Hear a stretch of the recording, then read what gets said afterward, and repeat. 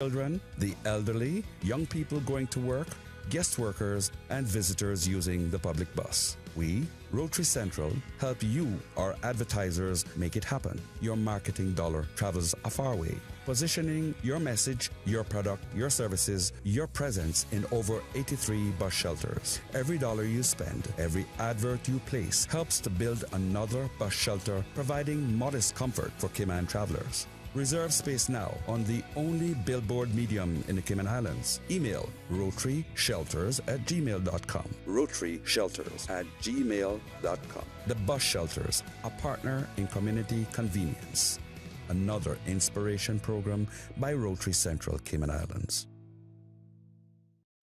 Radio Cayman's historical vignettes was brought to you by Rotary Central. For more than 110 years, Rotary members have used their passion, energy, and intelligence to take action on sustainable projects. On Monday, 19th June, we celebrate the King's birthday with two time-honored events. First, our uniformed services and clubs will participate in the King's Birthday Parade at 9 a.m. in front of Government House. Later, there will be the customary garden party on the Government House lawn at 4 p.m. Be sure to wear your best outdoor elegant attire, no shorts or flip-flops. Join us as we honor our new King. Oh, I think they're doing a great job. A lot of them are. Good afternoon, Dwayne. How are you? Not too bad, sir. Ladies and gentlemen, Radio Cayman's Talk Today with Sterling Dwayne Ebanks. But I do have some questions. There are more questions than answers. Radio Cayman's Talk Today. If you're ready to talk, we're willing to listen. Well, I really enjoy this program today. Cayman Islands' foremost listeners participation program. May God bless every person.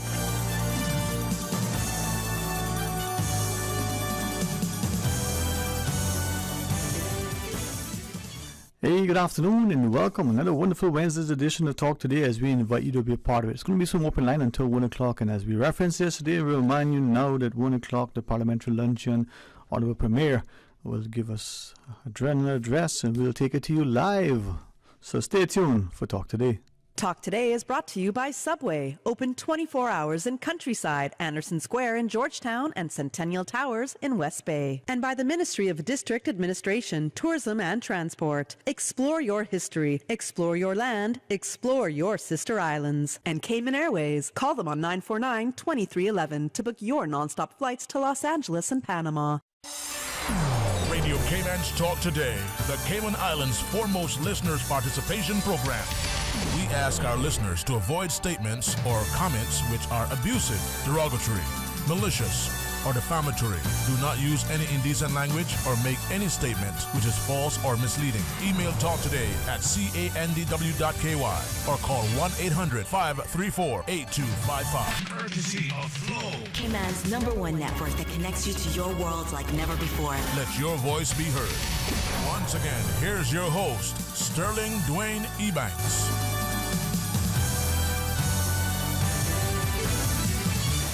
Hey, good afternoon. Welcome back. Thanks for joining us. Hey, isn't it strange? No matter how early you get up, the day seems to still get away from you. No matter how you wait patiently, time still passes. And no matter the endeavor, sometimes the success eludes. But that's why we are persistent. We must persevere and press on and press in and ensure that the probability of success isn't just, a remote chance, but it is indeed, highly, highly probable. Well, what's on your mind? Let's take, the 40 minutes or thereabouts until we hit the 1 p.m. hour, when the Honourable Premier will give an address and we can carry it live. Well, share your thoughts with us. 949-8037, 949-6990. Toll free with the kind compliments of Flow at 1-800-534-8255. I'll share with you a few things that some of you have been sharing, some thankfully publicly, not just on the the world of social media that we all seem to want to condemn, but somehow perhaps we're addicted in some form or fashion. But many of you thankfully have been sharing it more publicly, where you not only speak with a sense of authority and authenticity, but you speak with a growing concern and compassion for potentially what the future would look like. Well, without question, we know the issue of the cost of living, the idea of the rise in interest rates, the corresponding inflation, and the like are issues that have always been discussed, and maybe for some reason, perhaps understandably and justifiably so, more than ever in recent times. And as we listen to the parliamentary debate, whether you like one of the two who may sit in the gallery and observe, or like the majority who might listen to the broadcast on a Radio Cayman programming, whether it's the breeze coming to you live from the parliament, or whether it's the rebroadcast here on Radio Cayman, you are being informed. And last evening, the Honourable Opposition Leader's contribution, should, as some have relayed, make us cognizant of the need for more and better informed discussions publicly and in our schools on economics, as we are starting to appreciate increasingly the impact global events have on our individual lives. We understand increasingly why perhaps our legislatures over the decades have either passed and or amended laws, as we now call them, acts of parliament, to facilitate the financial services sector. Perhaps some are increasingly cognizant of the role that the Cayman Islands plays in global finance. But how is that then when it comes to the Cayman community? Is the Caymanian banking customer seen as an inconvenience and almost as something that, if we could not have to deal with, would make banking that much more profitable? And then where is a government relative to its legislation, its regulations, its supervision to ensure that the consumer in the Cayman banking context is one that is protected, one that ensures a level of fair access to the banking products? Let's take this call. Hey, welcome, good afternoon, thanks for calling. Hello? Okay. Hey, how are you today, man? Okay. And you? I am excellent, thank God. Honestly, man, thanks for asking, and truly, not just grateful, but really, really, really wonderful, man. Okay.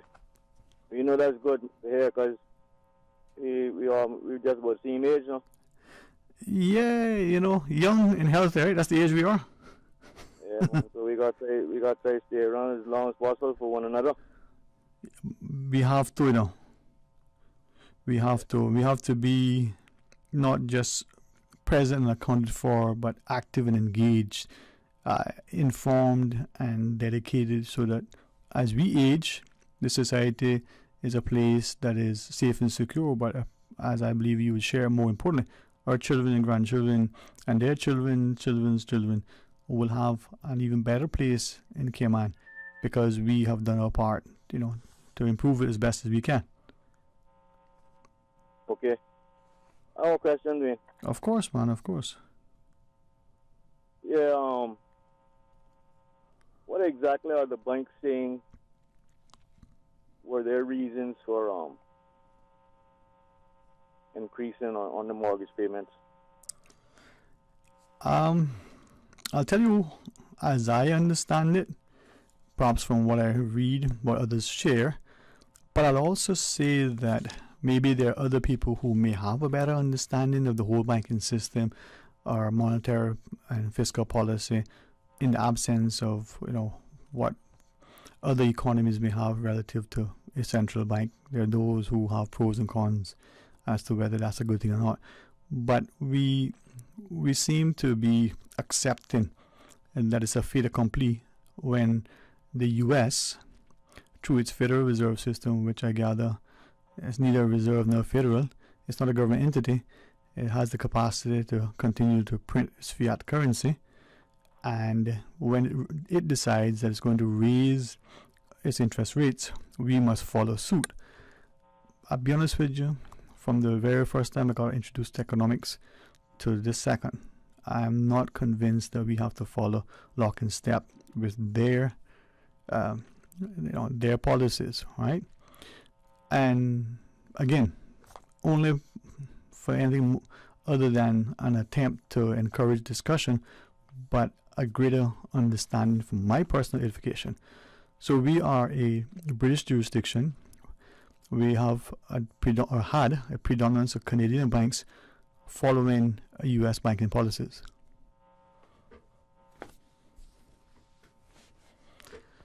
So what do you think? Yeah, you said a lot. Well, hopefully it makes some sense, or at least makes some want to add something that would encourage us to be better informed. Yes, and what is the government able to do that they have the power to do so concerning this situation? Let me ask that back to you. What do you think the government has? What powers does the government have?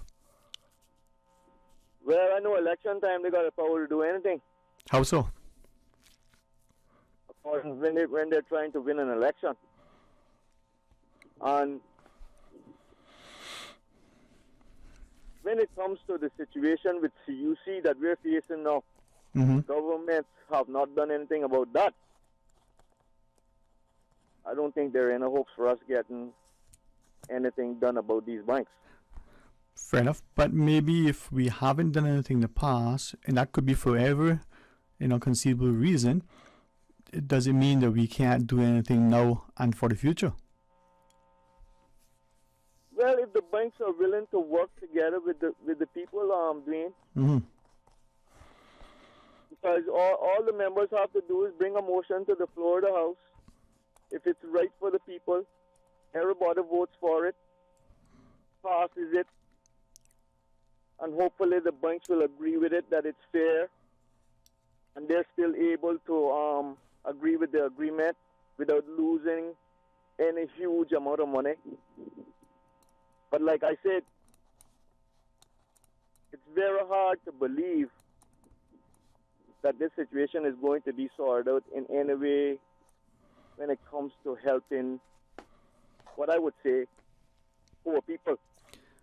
Right. Why do you feel that way? Because of the situation we're facing now with CUC. So you use that... Go ahead, sorry. CUC, yeah, CUC, Dwayne. Anytime CUC raise their electric rates, people have to go up on their prices also, whatever the business may be. So that's practically everybody that's hooked up to electricity. Right? No, sorry, go ahead. Go ahead, Dwayne. Yeah, we gathered that the license expires in 5 years or thereabouts. Has another 5 years or so on the current license. I don't think anybody's expecting it not to be renewed. Some of us have been informed that presumably there's a 5-year sort of notice period from the government as to what its intentions are.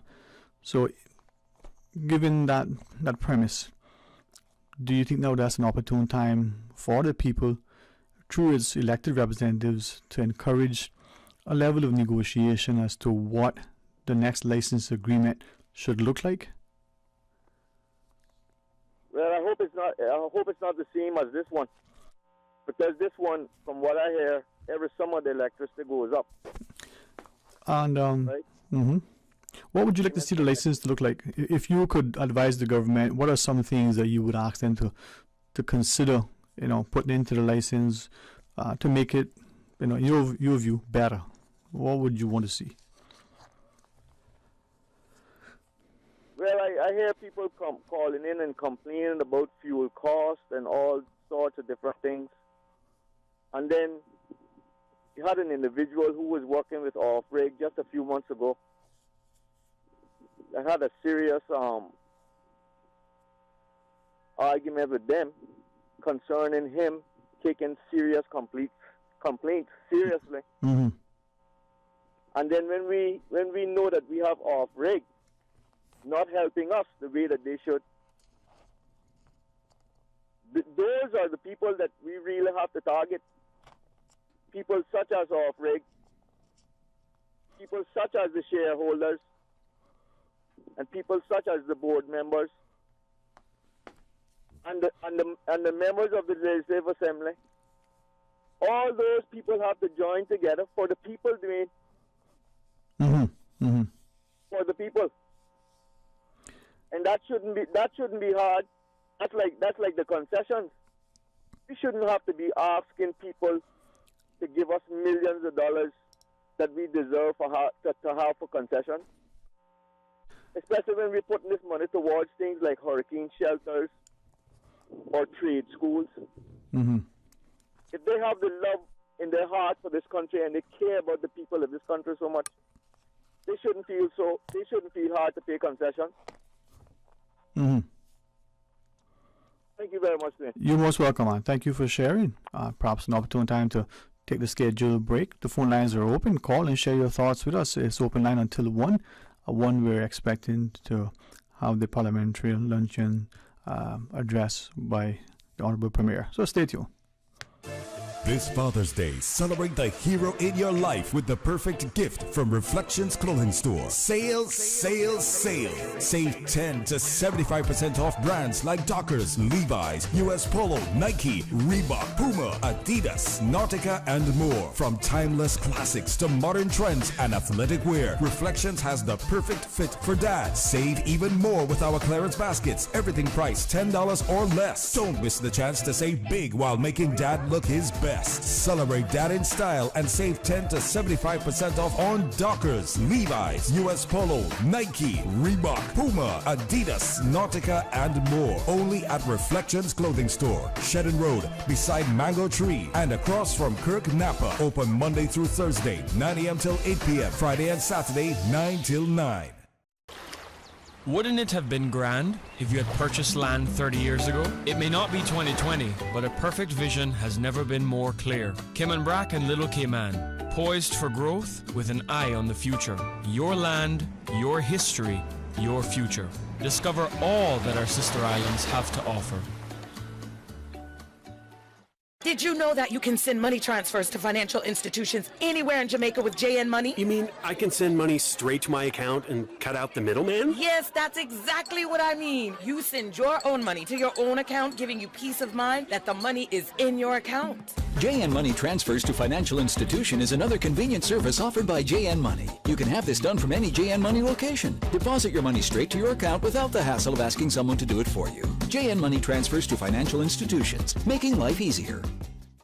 You know, as a little girl, I dreamt of traveling to faraway places and foreign lands. I tell you what though, no more dreaming. This summer, I'm going flying with Cayman Airways. How blessed are we in the Cayman Islands to have a very own national airline? Girl, you can fly to so many international destinations without the hassle of connecting flights. On top of Jamaica, Cuba, and Honduras, you got non-stop flights from Cayman to New York, Miami, Tampa, and even Denver, Los Angeles, and now Panama. Going to be a little cafe con leche and Hollywood Squares for this old gal this summer. Make your travel dreams come true with Cayman Airways, offering non-stop flights for non-stop adventures in Panama, LA, and many more places in between. For details and to book, call 949-2311, contact a travel agent, or visit CaymanAirways.com. The 22nd Annual Talent Exposition of the Arts, Humility, is here. Presented by the New Self-Help Foundation, Sunday, June 25th at the Harkwheel Theatre. Awesome performances by Rico Rolando. Yeah, she twerking off a band and I'm about to make a dance, yeah. Dream Chasers, Radiance Dance Studio, UCCI Dancers, Centerpoint Dance Studio, Sparks School of Performing Arts, Dan Ebanks, and more. Hosted by Anika Connolly and Lloyd Barker. Part of the proceeds from the talent exposition go to support the training program of the arts. Tickets available from Number One Shoe Shop and Winner's Circle Sports. Prepaid $15 or $20 at the gate. The 2023 Talent Exposition of the Arts, Humility, Sunday, June 25th at the Harkwheel Theatre. Gates open at 5 p.m. Show starts at 6 p.m. Get your tickets today. Talk today. But I do have some questions. Talk today. Cayman Islands' foremost listeners participation program. Talk today. Because there are more questions than answers. What the public is saying. Waiting to take your calls right now. Sterling Dwayne Ebanks.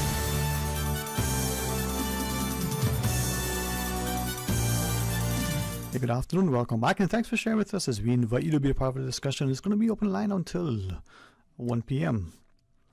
Call 949-8037, 949-6990, or toll free at 1-800-534-8255. That's the 800 toll free number, 1-800-534-8255, and share your thoughts with us.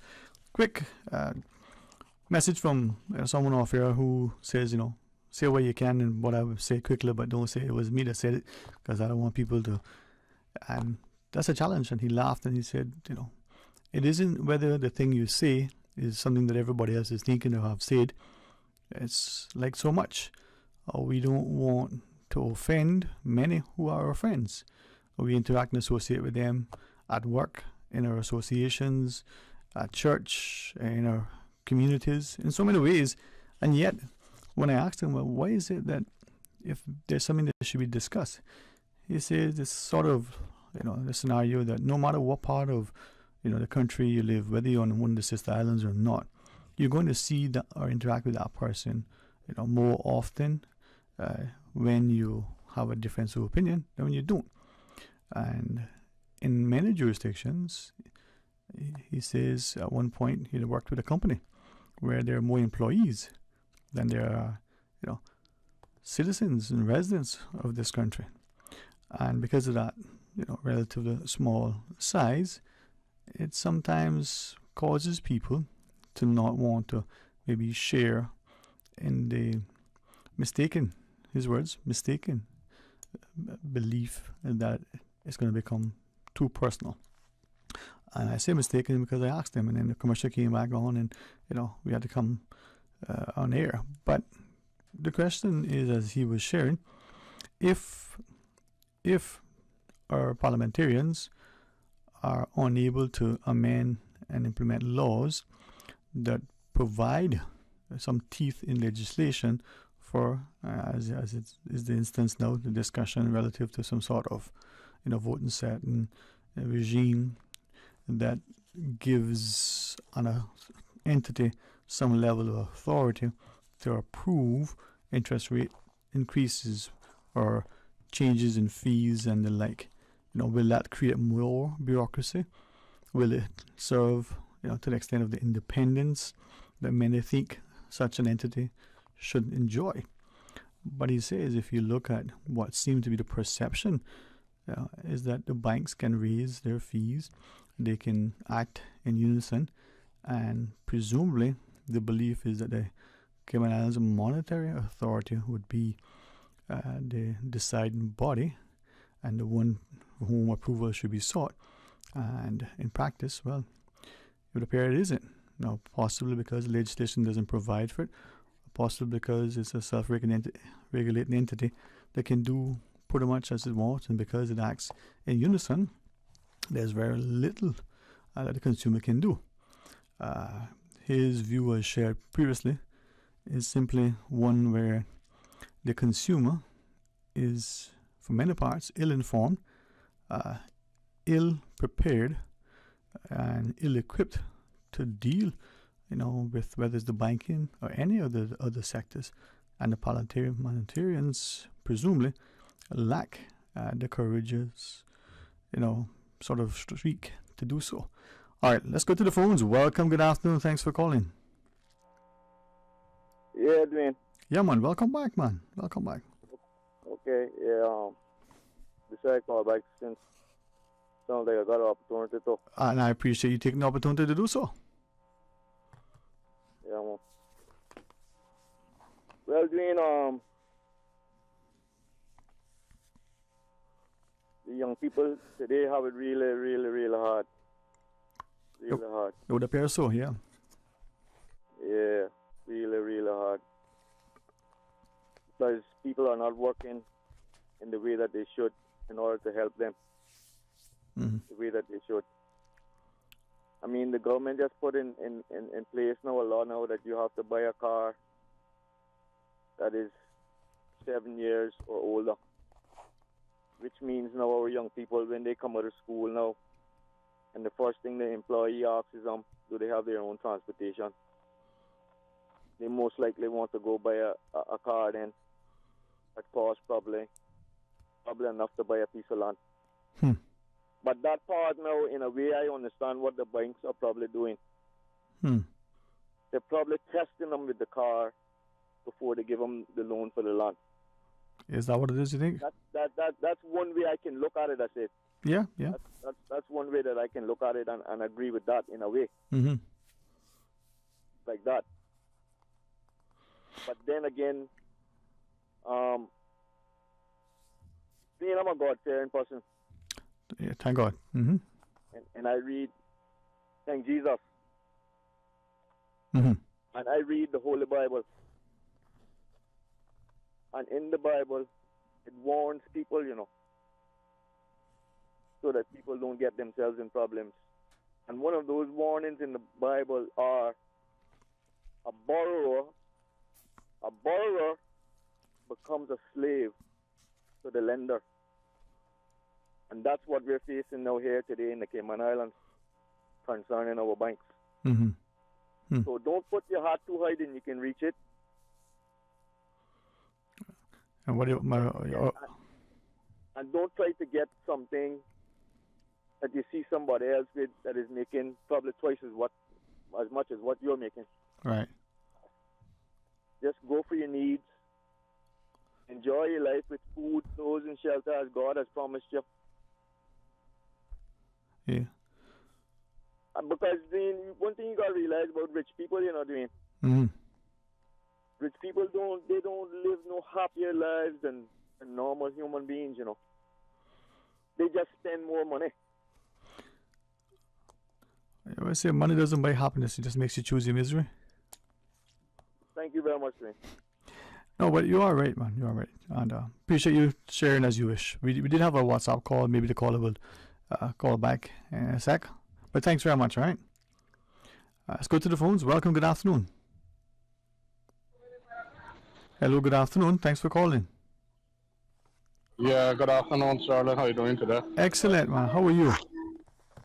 Yeah, not too bad. I just want to pick up on some of the things I hear you talking about, the conversation with the bank. Yeah, man. Very much appreciate it. Yeah, man. We find ourselves between a rock and a hard place here now because what happened, we not got nothing to bluff with. Politicians not got nothing to bluff with. Man, people not got nothing to bluff with. We not got no money. We got loans. All the labor force was taken over by a foreign labor force for over the last 20 years. So that money, if Cayman was in control of that in the labor market, that money could have been going inside Cayman people's savings instead of going out of the country. Governments could have secured some of that money, cover some of that money, borrow it and put it into our own bank, whether you call it a workers' bank. If you're not gonna see Cayman Development Bank develop another bank, another way to generate money and lend out on businesses and stuff, but we not got nothing to bluff with. So you could ask the banks, but all the banks in the world are tied together now. They borrow money from one another. So it could be a bank in the United States, but they're still gonna be tied to the UK, to Canada, and everywhere else around the world. Probably like in the Middle East now and China and something now, their money is different. But on this side of the world, where the dollar is the predominant thing, the United States dollar and the British pound, all the money is tied together. So that is one that we can't get out of.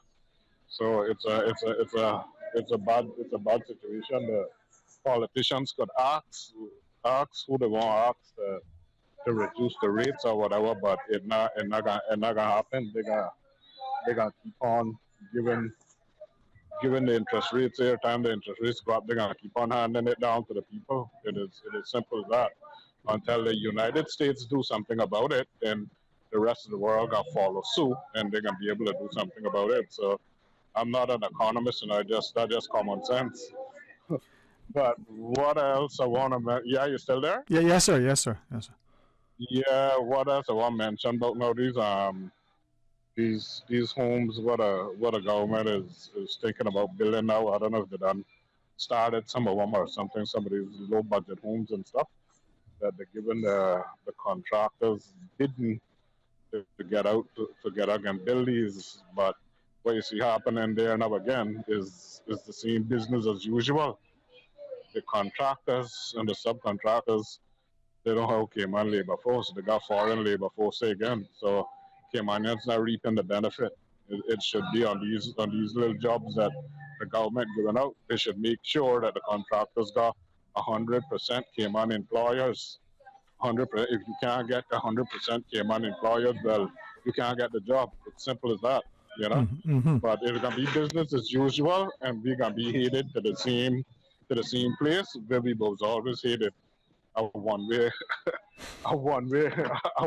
ticket to you know where, as I always say, you know. So I'll just leave you there with that. Well, if thank you you. want to ask me something, I will. Yeah, I know. I mean, as you know, as you were sharing, and as we're looking at all the things that happen, some of the proposed developments and the like, do you think the politicians, through what we now call Parliament, should they have the ability to pass and or amend laws that impact the banking sector, specifically that say, well, listen, the banks, if you want to increase your fees or interest rates, that similar to maybe approval for CUC, for argument's sake, since that was suggested earlier, you need to go to the Monetary Authority to make your case, and then they will decide whether that's right, or should the banks be able to say, you know what, this is the cost of business, this is our business of banking, and so once we operate within the laws, we can decide what our fees should look like, whether our rates should go up based on our cost of doing business. I mean, how do you think it should be? Well, to me, you're talking about capitalism versus socialism. Is that what it is? It boils down to that, simple as that. Because if the businesses are dictating to government the way that they want to ship to sale. Mm-hmm. Government not gonna say, government is just along for the ride. But they're just along for the ride, pretending to be doing something that they're not really doing something, because the big businesses always calls the shot. Okay, but if it's capitalism versus socialism, right? And let's say the banks, then let's go over to the other playing field, and we have the utilities. What's it called? Off-rig, it was ERA before. There are probably other things that exist. If there are these entities that exist that somehow have some sort of say into how the sector is operated, is that socialism or capitalism, given your context? Well, it could be communism too, because maybe they're compromised. Mm-hmm. They're only as good as they perceive to be. You know, Mm-hmm. They could be compromised. What's something from air about on those boards to be compromised, like on the immigration board or anything else. Okay. And I mean, socialism isn't a perfect plan either. You know, it just depends on the way you look at it. But right now, it's capitalism that is calling the shot. Right. The merchants, they controlling things. All right. As we look on to the United States, look on to UK. Right. As we go into the break, quick question: the concept of socialism, yes or no, good thing or bad thing? Your perception. To me, I think it's a more fair process. Okay. Yeah, because if a government can't protect their people, then who you gonna depend on some greater capitalists to take care of your people? Where profit is the only motive, right? Simple as that. Okay. Yeah, man. The government should have their people in their best interest. Right now they pretend to be, and they say that it is through capitalism, but we all know, as we could see, that it isn't working. Mm-hmm. You know? Yeah, man. You know, all right, I'll leave you with that. Yeah, man. Thank you always, man. You always put good stuff on the table. Enjoy your afternoon, all right? Yeah, man. Okay, you too. Blessings. Let's pause quickly, take the break. When we come back, we'll continue for open line until we, join the Premier's speech. Stay tuned. From boat days to beach gatherings, Leave the catering to Subway. Choose from small and large sandwich platters, double meat wrap platters, and top it off with optional cookie platters for dessert. Or ask about our Subway box to go with the option of 6-inch or foot-long sandwich, 1 cookie, and 1 bag of chips for all occasions and celebrations. Let Subway focus on the food so you can focus on the fun. Visit subway.ky for catering options. Subway. Eat fresh. Can you imagine your home completely organized? At Brand Source Custom Closets, we can. We specialize in designing and building custom closets and storage units for any room in your home, including the garage. With tailored designs and custom LED lighting solutions to fit your lifestyle and budget. Our custom closets expert is committed to enhancing the value of your home with a solution that is uniquely yours. Visit our showroom or call 623-6774 to schedule a no-obligation appointment with our design expert. Brand Source Custom Closets, 209 Dorsey Drive, Industrial Park. What exactly are the steps in the STEPS 2023 National Health Survey? Step 1 is a questionnaire where you'll be asked about your health behaviors and lifestyle choices. Step 2 involves home measurements like height, weight, and blood pressure. Lastly, Step 3 is a finger prick blood sample for cholesterol and glucose. STEPS 2023 starts on June 3rd. Learn more by logging on to www.gov.ky/steps. Barry's Golden Jerk, the Cayman Brac sensation, ranked the #1 restaurant in Cayman Brac by TripAdvisor and home of the authentic jerk. Barry's Golden Jerk, serving large portions of the best jerk chicken and pork. Open Wednesday, Friday, and Saturday near the airport, or call 917-6713. Barry's Golden Jerk. It's simply better. You know, as a little girl, I dreamt of traveling to faraway places and foreign lands. I tell you what though, no more dreaming. This summer, I'm going flying with Cayman Airways. How blessed are we in the Cayman Islands to have a very own national airline? Girl, you can fly to so many international destinations without the hassle of connecting flights. On top of Jamaica, Cuba, and Honduras, you got non-stop flights from Cayman to New York, Miami, Tampa, and even Denver, Los Angeles, and now Panama. Going to be a little cafe con leche and Hollywood Squares for this old gal this summer. Make your travel dreams come true with Cayman Airways, offering non-stop flights for non-stop adventures in Panama, LA, and many more places in between. For details and to book, call 949-2311, contact a travel agent, or visit CaymanAirways.com. Talk today. But I do have some questions. Talk today. Cayman Islands' foremost listeners participation program. Talk today. Because there are more questions than answers. What the public is saying. Waiting to take your calls right now. Sterling Dwayne Ebanks.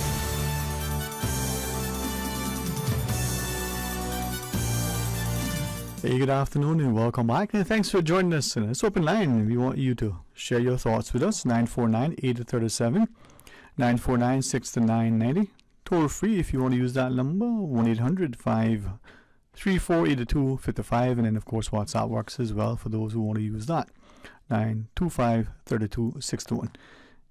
You can call it, or you can do as this listener did and send a message. This listener, sends blessings and greetings and says, hope you all are doing well. Says, wondering, with the passing of the recent, amendment to the Pensions Act, where people can now, withdraw funds and use it to pay off their mortgages, have the politicians determine if the banks will penalize people who do so? As we all know, that the banks will allow certain percentages to be paid off per year to ensure that they make their money back in interest. And now I appreciate the question from the listener, and to what extent, if any, will banks penalize, as the listener questions, those who want to repay their mortgages? Will there be prepayment penalties? Can the politicians now negotiate and say, listen, nobody knew this was coming, at least, for the most part. And for those who might see themselves down the road saying, I can take the pension money now and leave it there. It may grow, the markets may get worse, and I may lose it, it may increase, but over a period of time I'll get so much little bit dribs and drabs over time that may or may not be enough to maintain or even help to defray monthly expenses, But if you take it out, pay off the mortgage, at least if out of a job and might be a roof over the head. Now there are those who say, well, then if the asset, the home is free and clear, you could then sell it. Well, you can sell it now if you want and pay it off. Either way, it's still the same thing. So as we look at that, there are going to be many who would argue that it's an unwise thing to take from your pension, and some would say that it's really, the individual choice and maybe a well-informed one to pay down or pay off the mortgage. Now that's the other thing that I wanted to maybe share with our listeners that have sort of been, shared by a number of people. This notion, that we have a mortgage when it is we've gone to the bank, and whether it's 15 or 20 or 30 years or whatever the duration. Ezra Miller, when he was the elected parliamentarian for Northside, had in the assembly, made it a point to question whether is it a demand loan. You go to the bank, you agree to the term that they offer you, you make your monthly payments, but if for whatever reason the bank decides, based on risk or whatever the criteria and the decision that the banks take, we want to either have you repay your loan, your quote-unquote mortgage, or substantially reduce it, even, as some of you have shared, even when you make your monthly payments on time, you have good credit history with the bank, and they don't have to write you letters that say it's late, you don't miss a payment, you're performing, as they have instructed you and as agreed. But they can still call in your loan, as it were, your mortgage. Is that a mortgage? Some of you would say that in other jurisdictions, you negotiate a mortgage, 15, 20, 25, 30 years, 40 years in some cases.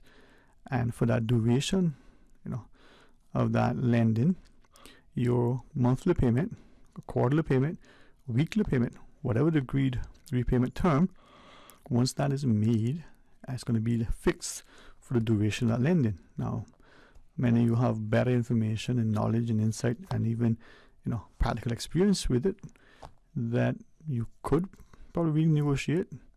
Maybe you can repay it and borrow from another place because of a better offer of interest rate or term. But at the very least, in your budget that every interval, this is your expected payment towards this borrowing. In the Cayman context, it's not the same. Now, that is no different, other than the interest rate might be a little bit better than if you were borrowing for a car, which is probably higher than for a vacant property, which is, probably a lot lower than if you were borrowing for some personal expenditure. Well, our headline news is there. When we come back, we'll take some calls until, we go to the parliamentary luncheon. Stay tuned.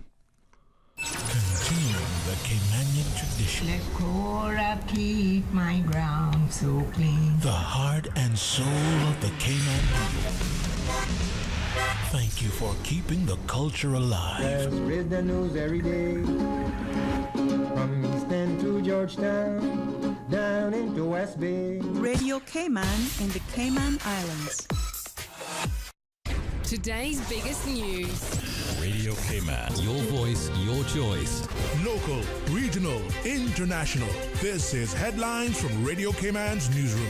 Today's biggest news. The headline news is brought to you by Health Services Authority. 100 Women Who Care Cayman Islands is hosting its second event of the year at Guy Harvey's Boathouse Grill on Thursday, June 29th.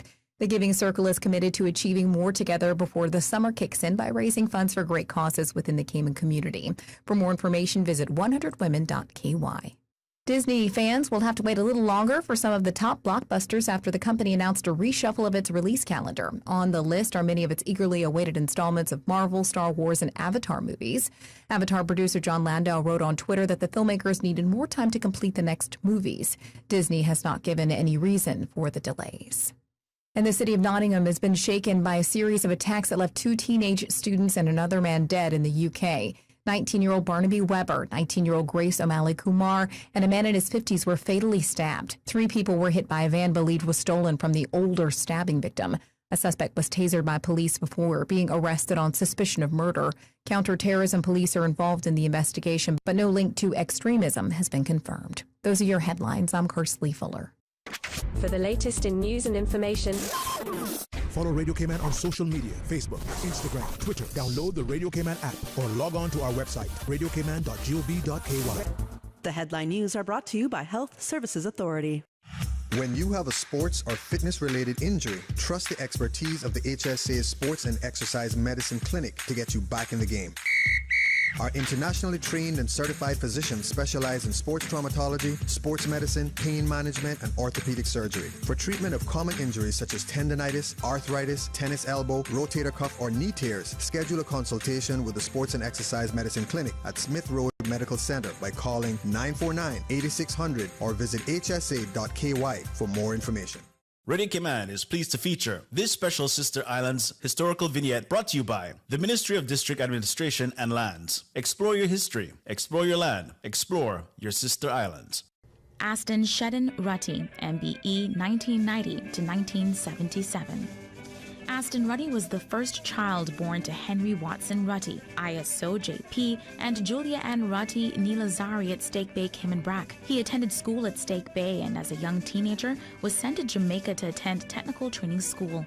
On his return, he worked for his father, who was collector of customs for Cayman Brac and Little Cayman. He eventually became the Sister Islands' first district commissioner. Mr. Rutty was married to Ruth Marin in 1931 and the couple had 4 children. Mr. Rutty is best remembered for his dedication and diligent work to rebuild the Sister Islands in the aftermath of the 1932 hurricane. He was involved in the construction of roads, the airport, government buildings, and much of the infrastructure of the Sister Islands. He served as an immigration and customs officer, as a judge, and after retiring from government in 1960 as a law agent. The Civic Center on the Bluff was named in his honor. Aston Shedden Rutty. Radio Cayman is pleased to feature this special Sister Islands historical vignette brought to you by the Ministry of District Administration and Lands. Explore your history, explore your land, explore your Sister Islands. Explore your history, explore your land, explore your Sister Islands, the ultimate staycation experience. Your culture, your freedom, the land that time forgot isn't gone. It's your Sister Islands. Discover all that our Sister Islands have to offer. Talk today. But I do have some questions.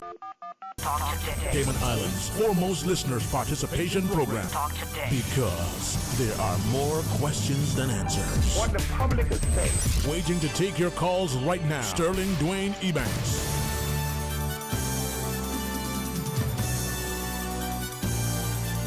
Hey, good afternoon and welcome back. Thanks for joining us. It's open line until we join the parliamentary luncheon. So let's go to the phones. Welcome. Thank you for calling. Hello. Good afternoon. Dwayne. Oh, no. Good afternoon, sir. How are you? I am here at the luncheon. Yes, sir. Luncheon. But this morning I tried to get in to, but then once I heard the bankers letter read. Uh-huh. So the banks issued a letter saying in so many words they not doing anything to address this maddening interest rate spiral. Uh-huh. According to them, it's reaching its peak. So I guess what they're saying is that you have to put up with it, until it peters itself out. But whether the rates are going to go down, we don't know. Uh-huh. Their letter really says nothing to help the families in this country who are down on their noses financially, unable to cope with CUC, cope with the rise in cost of food, and cope with these rises in the payments of their loans and mortgages. Uh-huh. Caymanian families are suffering because of these things. And I don't believe that the government should throw their hands up and just agree. Somebody said something about the Premier saying that they're going to do something about they're going to give something. But is that going to be across the board? Because the middle-class families are being hit, and while they can spend a little bit more than the lower-income people, middle-class families are being hit hard as well. And they may be pushed down into poverty as well. Yeah, yes. Yes, sir. So, and then if this continues, homes will be taken away, as has been done before and has been experienced in other countries. I don't believe that government should throw their hands up and just agree with the banks, because the bankers say you mustn't do anything to the way we set interest rates, because our dollar is tied to the U.S. dollar. I don't think that. I think that's very unconscionable for people that are making billions of dollars in profits already and not losing. And while they have to pay, we do know that all they're saying, it has been said over the years by bankers, and while we do everything in the world to keep our economy on the right path, we will not do anything to hurt our economy to that extent. But the banks have to realize that people are being hurt. And these rises now, and more to come in payments, have put families in a crisis situation, and government and the banks will have to recognize that sooner in this present economic situation rather than later. Government must do something. There is supposed to be a symbiotic relationship between people and the bank, not a one-sided affair to benefit the banks alone. And I think that's what's happening in this matter, because the banks are not losing. They are recording serious profits, including CUC. And yes, we know the good service we get from CUC, but we pay for that.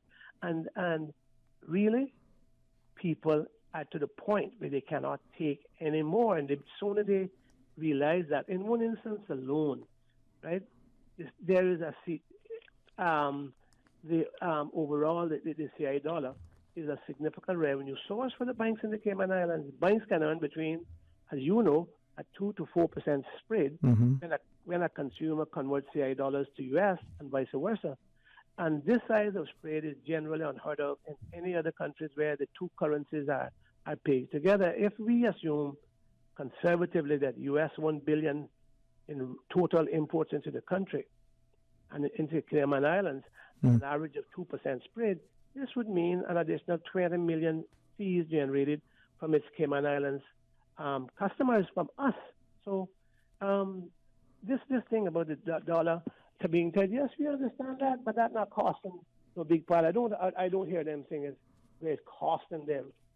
What they're doing is costing us more and more and more and more. And what I'm concerned about is what I said in the House. I laid it out clean for one and all Caymanians.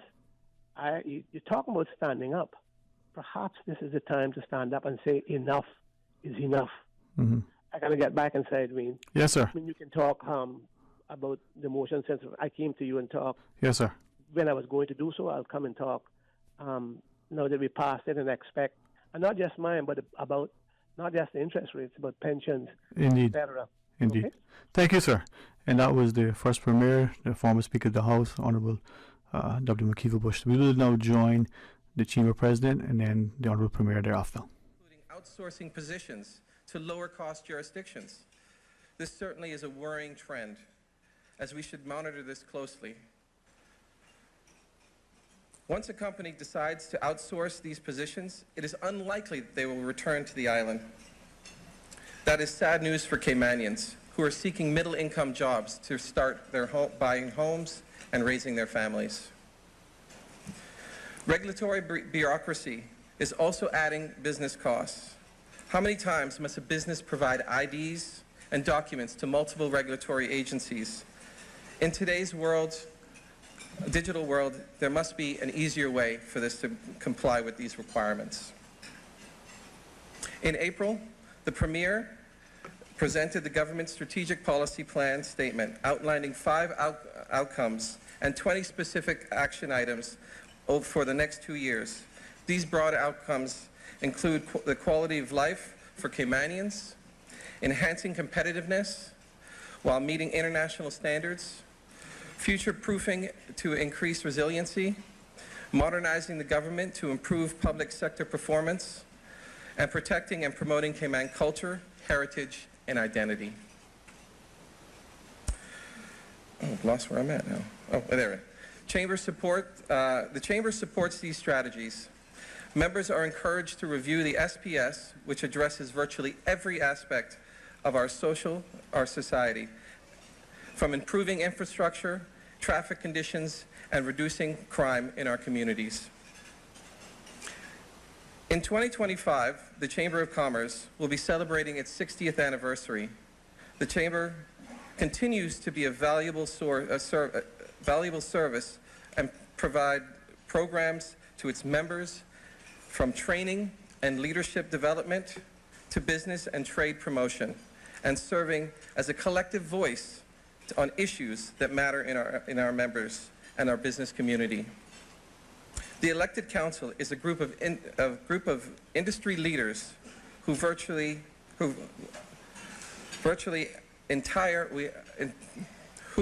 virtually every sector of our business community. At this time, I'd like to ask the council members and past presidents to please stand. These individuals are an invaluable source of information, not only to the Chamber membership, but as a resource to our elected government and public servants. Please stand up.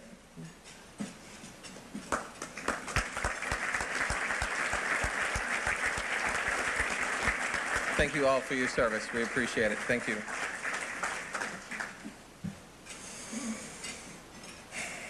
At last year's luncheon, immediate past President Shamari Scott showcased a promotional video about their second episode of Growth Matters series entitled Financial Services Matters. I'm pleased to report the series is now complete, 10 videos in all. The animated educational series is our attempt to educate the community about the various aspects of the financial services sector and is important to our economy and its future. I'd like to debut the first video in this series now.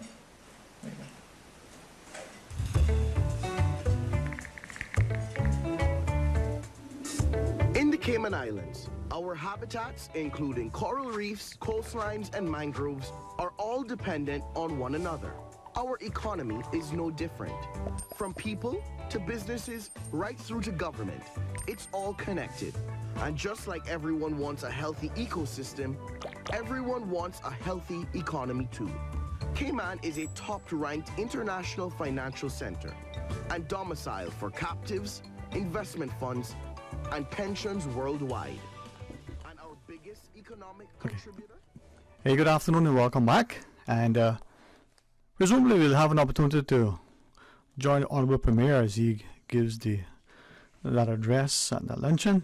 But hey, the beauty of radio is that it's immediate and it's immediately impactful and allows us to be able to reach and engage, to involve and include and ensure that the listeners have access. And as prior to just joining that contribution just then, Honorable W. McKeever Bush had called, as he said, he's in attendance at the luncheon. He's going to go back inside. You may have been reminded that he had accepted the invitation to come on the program, talk about his emotions before the House, and he called and said, this is where it's transpiring. He, like many of us know, perhaps have heard the press release from the banking sector and his response, and hopefully he'll come back on and share with us. But again, what is your thought? And to your mind, is the interest rate discussion significant to you?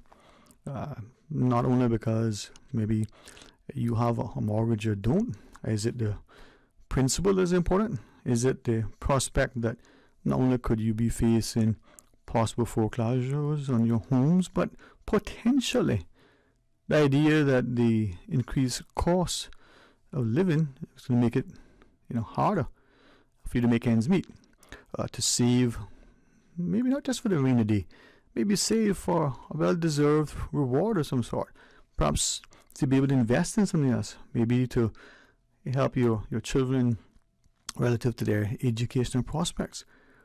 Maybe there are other things, but it's perhaps enjoyment and quality of life. Well, we can talk about that if you wish. You may have some solutions. I certainly want you to share with us. Now, we will, when the Honorable Premier, joins us, so we're ready to go back to the discussion. Let's do just that. sponsor these videos, please let Will know.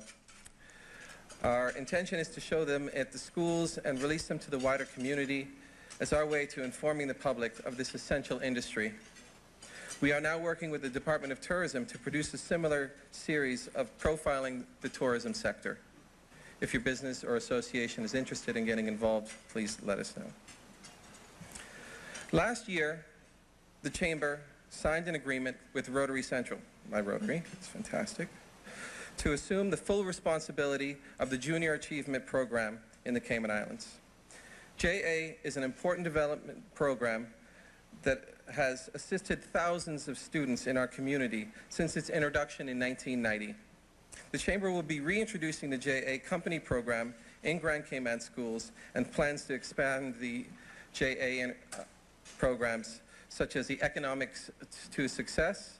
If any businesses would like to get involved, please let us know.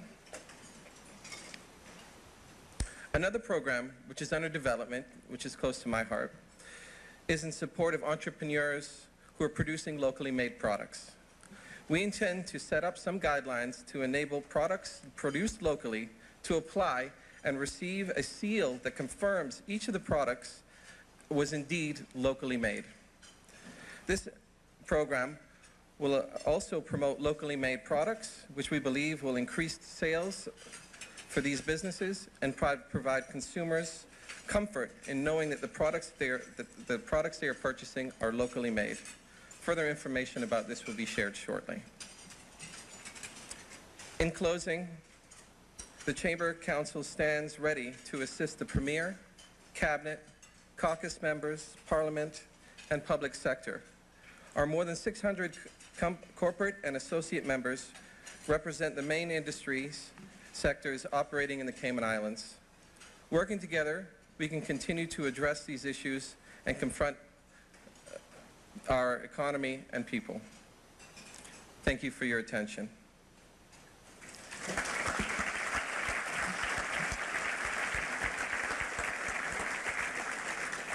It now gives me great pleasure to introduce our keynote speaker. Just got this last minute, so.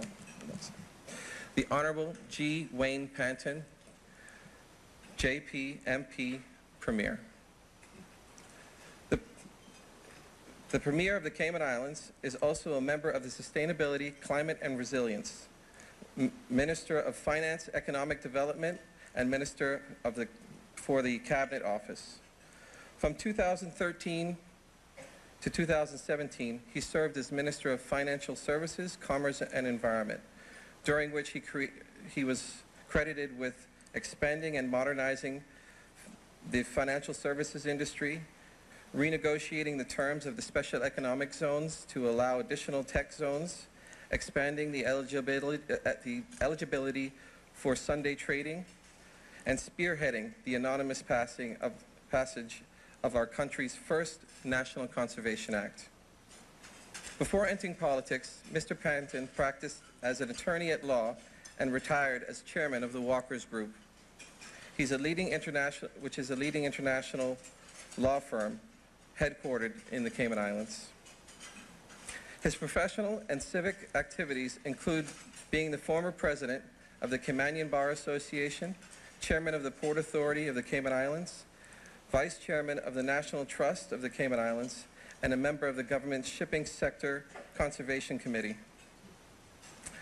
Mr. Panton is a future-focused leader who seeks to balance the and compete interests of the present while preserving the same opportunities for the future. He's established the first ever Ministry of Sustainability, and the head of government is leading the change of embedding systems to protect the health, well-being, prosperity, livelihood of the Cayman Islands. In his downtime, he logs many miles in open ocean boating, traveling, and is certified scuba diver. Oh, you'll have to help me come sing for rum. And a private pilot. Please help me welcome our Honorable Premier, Wayne Panton.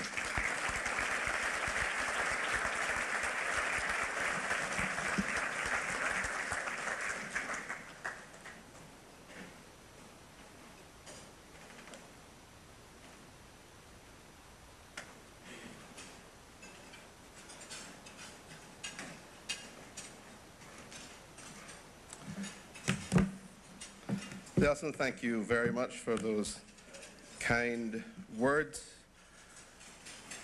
I am going to first say thank you to both members of the Chamber who set protocol earlier, so I won't try to repeat that. But I'm also going to take a leaf out of Shamari's book. I don't have the teacher pedigree involved, but I want you to do me a favor. I don't get cooperation in the office. I want to say a big, incredibly wonderful and warm good afternoon to all of you. But I want you to say, please, good afternoon, Wayne. Is that okay? So, good afternoon, everyone. Good afternoon, Wayne. Thank you so much. You just made my day. Shamari, actually, let me just say, I want to thank all of the sponsors and the presenters here this afternoon. I think they have done a phenomenal job this afternoon, and also I think they provide incredibly wonderful service to this country, make amazing contributions to this country and better the lives of people in this country. So thank you all very much. Last year I was supposed to be at this event speaking, and I think a day or two before I came down with COVID. So that was it. Couldn't make it. I had to ask my colleague, Minister Ebanks, Ebanks, to stand in for me at the last minute. He wasn't taking any chances this time. On Sunday afternoon, he was seen at the airport with a very large bag, heading for the plane for an extended trip. No, he's actually off. He is on an extended trip, part of which is to attend the FATF plenary meeting, but more on that in a bit. So, ladies and gentlemen, all around us, our country is changing. And up until now, we haven't fully contemplated and considered the drivers of the change and how we address those. Some of those drivers for us are population growth through immigration, economic growth, climate change, electoral system changes, emerging technologies, and the erosion of, at least from a Caymanian perspective, identity, Caymanian identity, heritage, and culture. Now, I think anybody who knows me knows that I'm very passionate about creating a better country for this generation and future generations of Caymanians and those who have adopted Cayman as their home. Strong leaders, ladies and gentlemen, stand on conviction, stand up for principles. My principles are rooted in preparing our country to deal with the reality of a changing world and effects of a rapidly changing Cayman. For too many in our community, this discussion may be limited to being political, but to me, I think leadership really is required at this time to be about principles. So, for example, ladies and gentlemen, I and my colleagues believe in an open and transparent government. When we came into government, we decided to publish weekly cabinet summaries. Why? To regularly update the country on the decisions being taken by the executive branch of government. We instituted a cabinet manual, then a ministerial code of conduct, and last year all members of government and all elected members of government, as well as the official members of Parliament, signed a parliamentary code of conduct. That, ladies and gentlemen, code of conduct keeps our government honest, but it's also about setting standards and expectations for our behavior and for what you can expect. It's also about protecting the workplace for men and women. And that is why at times you have to make tough calls. Over the course of the last 2 years, we've had to make hard choices to keep our economy on track, to keep people provided with relief during the COVID-19 crisis, and now during the global inflationary crisis. Remember, it was just 2 years ago that our country was shut down with no reopening plan. It was this government that safely reopened our borders and our economy and restored tourism and got our economy moving again with a very high vaccination rate and a minimal loss of life. In terms of restoring tourism, you've heard the Chamber President comment in relation to my colleague Minister of Tourism, the great work that he has done, the Department of Tourism has done in restoring tourism, and it is really moving now. But getting there hasn't been easy. We've had to make tough choices, tough decisions to put more money in people's pockets during this global inflation and cost of living crisis that we're all experiencing. And I say all, meaning not just all of us in Cayman, but the world. I'm sure many of you have been following the news out of the United Kingdom, and in particular, the news around the actions they had to take last winter, where it was reported that over 3 million people could not afford to heat their homes. So this is a global crisis, and while we cannot solve it alone, we here in Cayman have to do our level best to make it a little bit easier for our people. We've addressed the cost of living crisis by introducing a number of initiatives to help Caymanian families. We provided free school meals for school children. We helped with electricity assistance to keep rates down for 22,000 eligible households.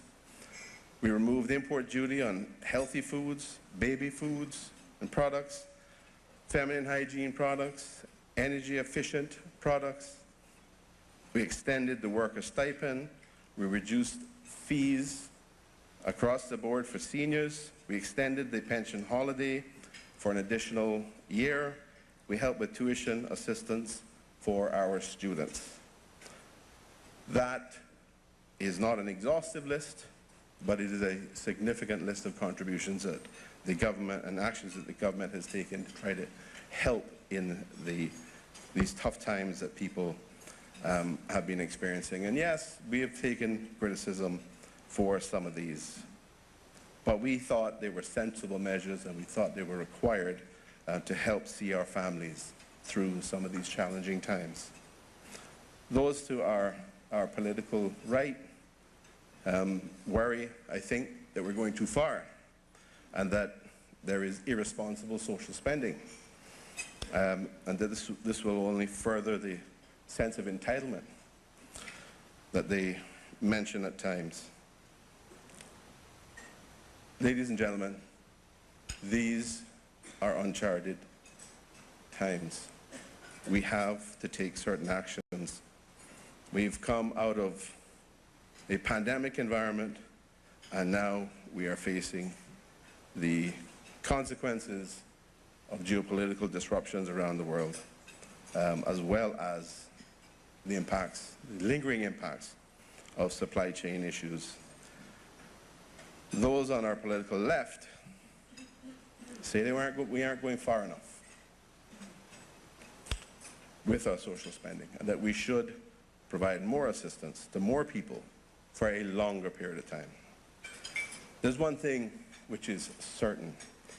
That is, we are mandated by law to have a surplus, and I think we're mandated by the people of this country to maintain fiscal stability.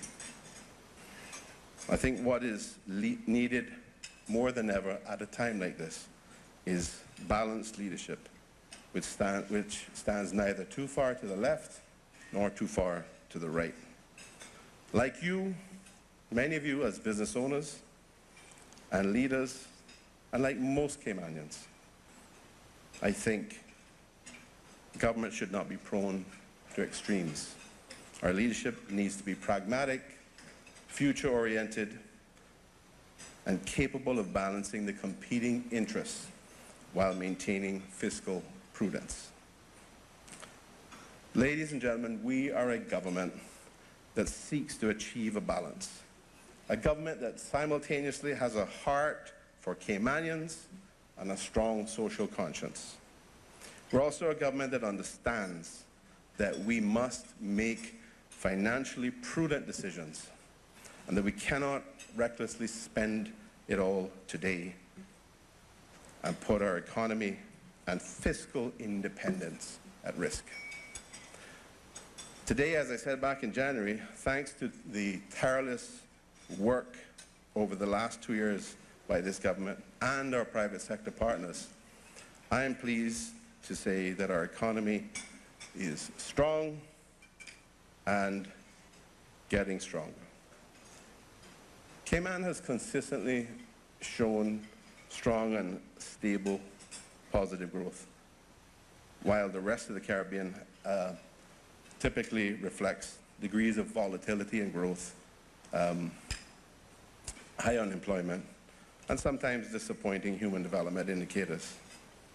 But for us, international business is thriving, hotels are full again, thanks to the Minister and the team's efforts, and all the partners that work with us. Shops and restaurants are bustling, jobs are available up and down the economic ladder. We don't, in Cayman, have a jobs issue. Our challenge for Caymanians is ensuring that they are qualified and trained and have access to the opportunities that already exist.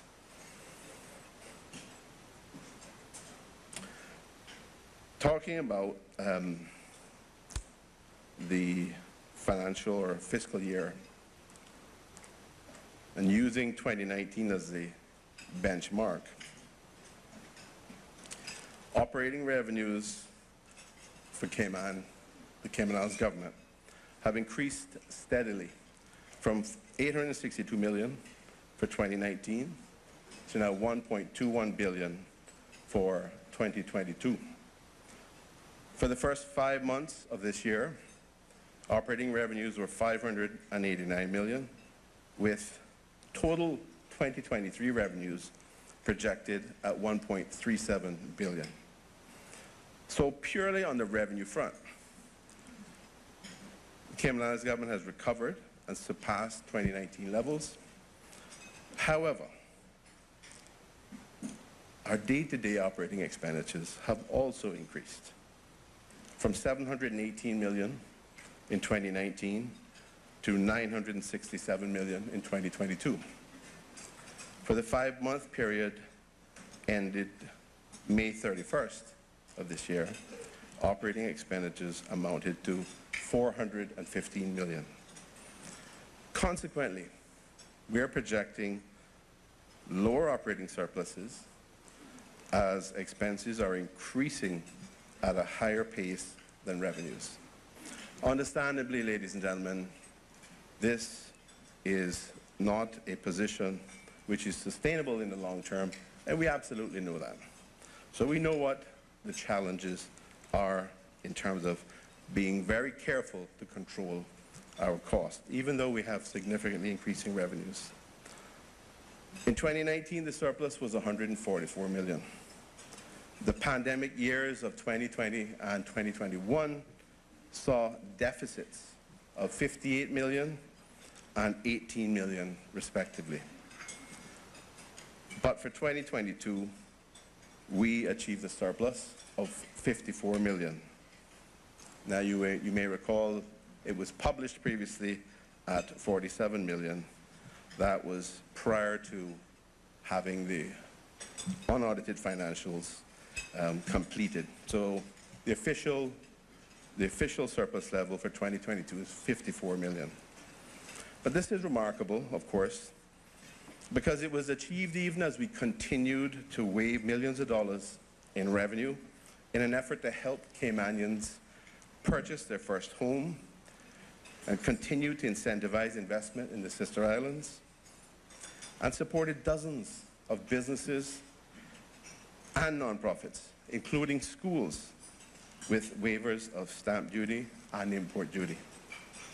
In 2022, as an example, ladies and gentlemen, there were 228 waivers of stamp duty for eligible first-time Caymanian home buyers in an aggregate amount of $4.5 million. So we waived $4.5 million for eligible first-time Caymanian homeowners to allow them to get on the home ownership ladder. I think everyone understands the challenge that we face with housing. It's not just, again, one of those issues that's not unique to Cayman. It certainly exists in other places around the world as well. Of course, adding to government's rising expenditures, the civil service has grown from 3,918 in 2018 to 4,401 in 2022. The total head count as of May 31st of this year now stands at 4,511, which represents an increase of 15% in head count during the last 5 years. Now, these are good, committed civil servants who are taken on to help provide services for the people of this country. I have no quarrel with that. It is just a statement of fact that our costs are increasing. So while our expenditures, while our revenues are increasing as well, they're not increasing at the same rate. So that clearly means that we have to carefully ensure that we spend very wisely. The 2024 to 2025 budget process obviously is gearing up for a budget presentation, which on current timing we're projecting to be late October. But I think given that background, there's no surprise that there will have to be some hard decisions because we can't continue to grow expenditure at the same rate that we have, given, even though, as I said, our revenues are increasing significantly, because the expenditures are growing faster than revenues. So we will have to make some hard decisions, but we will do that and ensure that we have a balanced approach and that the people of this country receive the services they need, and we deliver what we need across the system to be able to make their lives better. The government is also seeking to relieve some of the economic stresses on vulnerable Caymanians, Caymanian families, both this year and into next year and in 2025. Ladies and gentlemen, these are challenges that we will meet, despite our constraints. Now, some of you may have seen me earlier looking at my phone. I wasn't just checking WhatsApp. Yesterday and today, the Federal Reserve Board was having a meeting deciding whether or not they were going to increase rates again to help control inflation in the U.S. I'm very pleased to note that they have decided to put a pause on it, and they did not increase the rate today. So I'm sure there are a lot of Caymanians and businesses who are very happy with that fact. I also want to say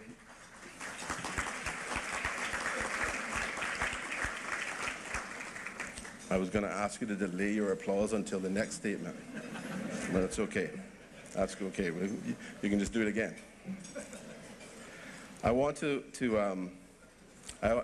say, off the backs of the parliamentary debate last week around the same issue of lending rates, credit rates, I've had meetings, continuous meetings and discussions with the Bankers Association, in particular the 6 retail banks. And as of yesterday, they met with me and agreed to give a minimum of 30 days notice before implementing any further fee or interest rate increases for the next year.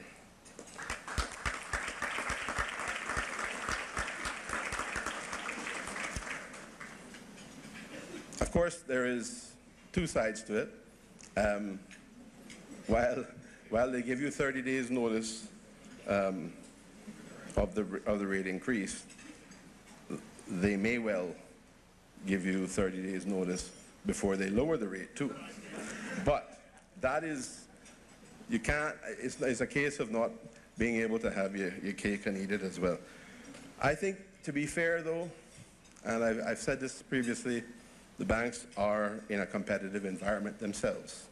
And while what I've outlined is what they've committed to as a group, they may, within that group, compete to a greater extent, for which our consumers, our homeowners that have mortgages and our businesses that have credit or loans can benefit from. Interestingly as well, they were outlining the number of clients over the last probably year, well, 6 months, I would say, more likely, that have taken up the option of fixing interest rate loans. So some of them have reported that half of their portfolios are fixed rate loans now for a period of time, and that period is usually between 2 years and 5 years. There's another issue that we're challenged with as well, and it was mentioned earlier, and it was the subject of the discussion yesterday as well. And I have asked the banks, and I can tell you that government will be engaging as well with the local insurance industry on the questions around, or the challenges around the significant insurance premium increases. I think what's even more difficult may be that there is falling capacity to write new policies, to take on new business, because of constrained reinsurance cover. I think if we look across the world, and particularly the US, there have been significant increases in claims. I think I saw a statistic which indicated that there was something like 165 days of billion-dollar claims against the insurance industry because of natural disasters, whether they were fires or whether it was hurricanes. That is a very significant challenge. So that's something that we have to engage with as well. So going back to the budget, the unaudited financial results to this point show us having a $174 million surplus. Of course, most people will know by now that most of the government's revenue is tilted towards the first part of the year. So having a $174 million budget right now is not a clear indication of where you end up. But our year-to-date, just in terms of information around our revenues, our year-to-date coercive revenues of $557 million represents 95% of total revenues earned. That is the coercive. Those are $8 million more right now than what had been projected originally. That was $7 million more than the 2022 year-to-date actual. So you can see we are ahead of what was projected and we were ahead of what the actual was for last year. So that just reflects what I've said in terms of government being ahead of the curve in terms of revenue. The coercive revenue categories performing ahead of year-to-date budgets include a $10 million positive variance in tourism-related revenues, no surprise, take a bow, and a $6 million positive variance in work permit fees. Interestingly, there are approximately 15 sources that consistently generate between 75% and 80% of the government's total annual revenue. The financial services industry also contributes between 40 and 44% of government's annual direct revenue. So when we consider the direct revenue to the government, the thousands of good, stable jobs, and its contribution to the wider economy, we can conclude that the continued success of the financial services industry is critical to our prosperity. And thank you again for continuing with your program of videos at the Chamber. And I'm really happy to hear that it's also been expanded to the tourism side as well, because that's very important. It's always better to give a better understanding across the board of the contributions our significant industries make to our economy. Now, what do all these things, what do all these facts and figures mean to the average Caymanian and to the business community? It means that while we have our challenges to keep an eye on, our economy is strong, as I've said, and getting stronger. It means that the Cayman Islands are weathering the global economic storm. It means that we're creating jobs for our people and profits for businesses. It means that investors remain bullish on our country and our economy. We are growing, we are thriving, even in these difficult circumstances. The most ringing endorsement that the Cayman Islands government's fiscal performance and its fiscal position have improved since the 2020 and 2021 COVID period was made last week, or late last week, by Moody's, where they announced that its rating of the Cayman Islands government remained at a lofty AA3, and its outlook, importantly, was maintained as stable, and this was even against the background of having an entirely new team of analysts who approached the assessment of the Cayman Islands with entirely fresh eyes.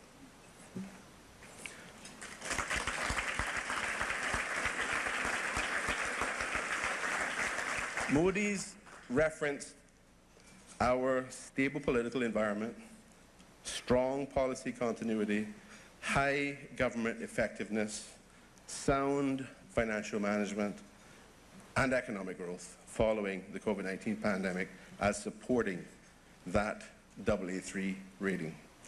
So this reaffirmation of our credit rating, as well as the ongoing stable economic outlook, is testament not only to the ongoing prudence of government's fiscal policy and the strength of our economy, but also the resilience of our people and the resilience of the business sector, which many of you represent, as we continue to rebound from the economic effects of the COVID-19 pandemic.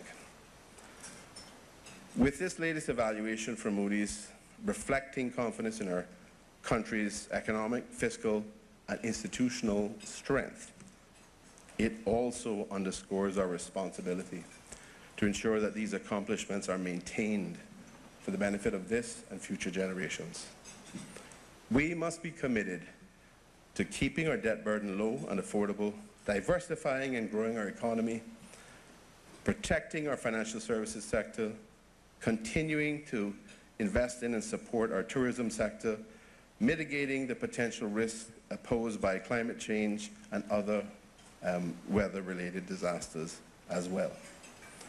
We must achieve all of this while ensuring we provide the useful and suitable services and infrastructure improvements that are essential to deliver a high quality of life for our people. Our cost of living continues to be top of mind. Good news, somewhat, is that our consumer price index is indicating a reduction in inflation in the Cayman Islands. Last year we were reflecting 9.5% inflation. Our latest CPI numbers indicate that year on year that has declined to 6.6%. So while we're still having inflation, it is flattening out.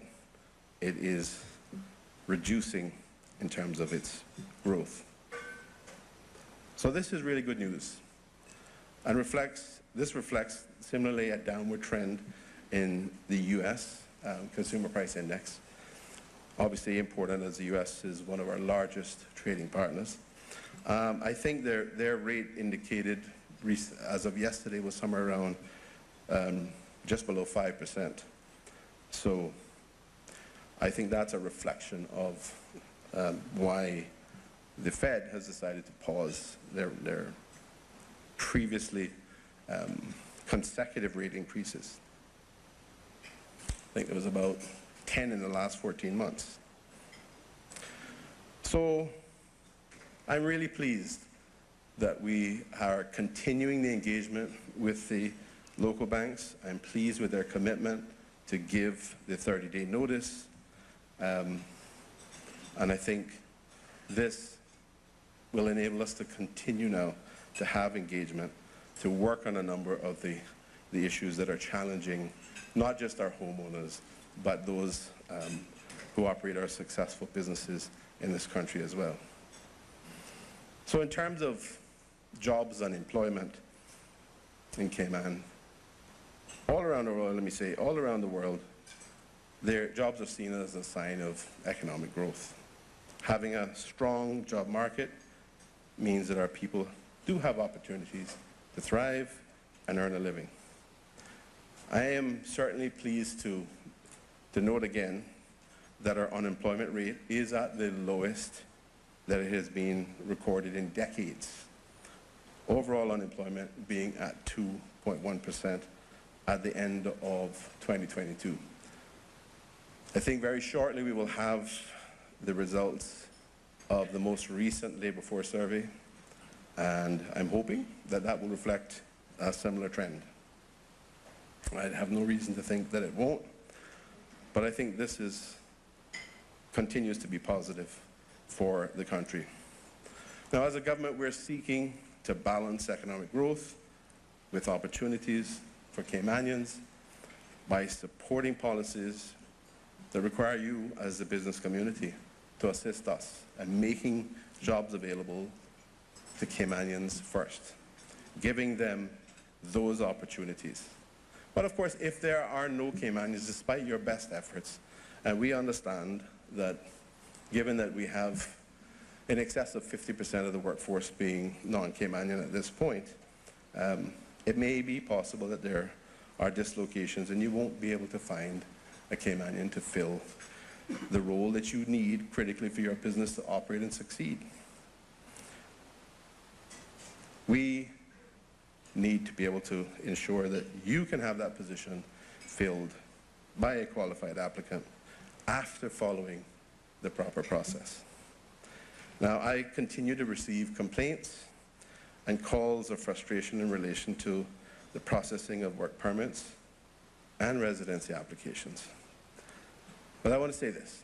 At this time, all applications, work permit, permanent residency, and the right to be Caymanian are all being processed, and projects are underway to help eliminate any excessive backlogs. The government met very recently with the special committee that had been set up to review the permanent residency point system, and we're expecting to get their recommendations back by September. Just to provide you with some additional information, in the month of May, the Department of Work, WORC, received 2,931 work permit applications. The most common type of work permit application was a temporary work permit.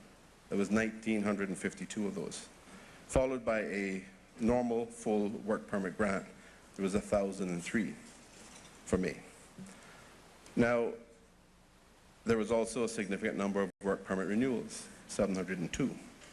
During the same period, the department, both the administrators as well as the boards working together, considered a total of 6,395 work permit applications, demonstrating that the projects and the initiatives put in place to address backlogs is working. They are bringing about positive results. So at this point, the total number of work permit applications that are pending is just over 5,000. But as you can see, if they are receiving just under 3,000 work permits for me as new ones, including renewals, and they have processed 6,395, we should be able to deal with these outstanding applications that are pending, just over 5,000, in very short order. So I expect that problem to start to go away within the coming couple of months, 2 to 3 months. On the residency applications, and specifically addressing the 8-year PR permanent residency applications, approximately half of the 334 outstanding applications have been considered to date. We have a team of administrators processing approximately 45 of those a month, and during the month of May, 34 new applications were received. So again, that's a reflection that they are gaining ground on any outstanding applications. 361 permanent residency applications of various types, including variations, were considered during May.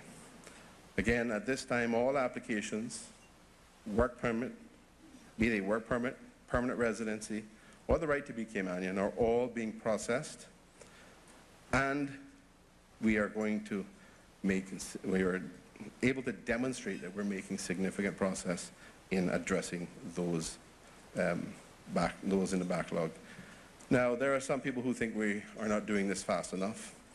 Others in our country feel that we need to slow things down and introduce moratoriums. As I said before, now more than ever as a government, we do need to be pragmatic, we need to be future-focused and capable of balancing the competing interests. We have had, as everyone here knows, we have had a very significant population growth over the last 2 years, and in particular the last year. 8,000 people moved to the Cayman Islands between October 2021 and October 2022. 8,000.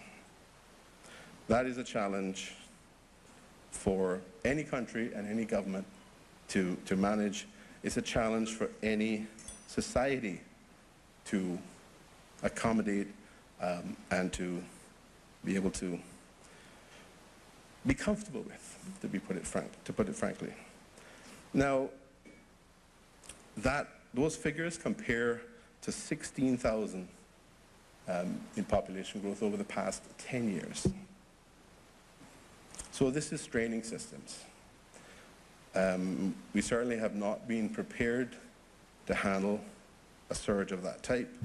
I think everyone is clear and understands the impacts and the issues that it has been generating across the board.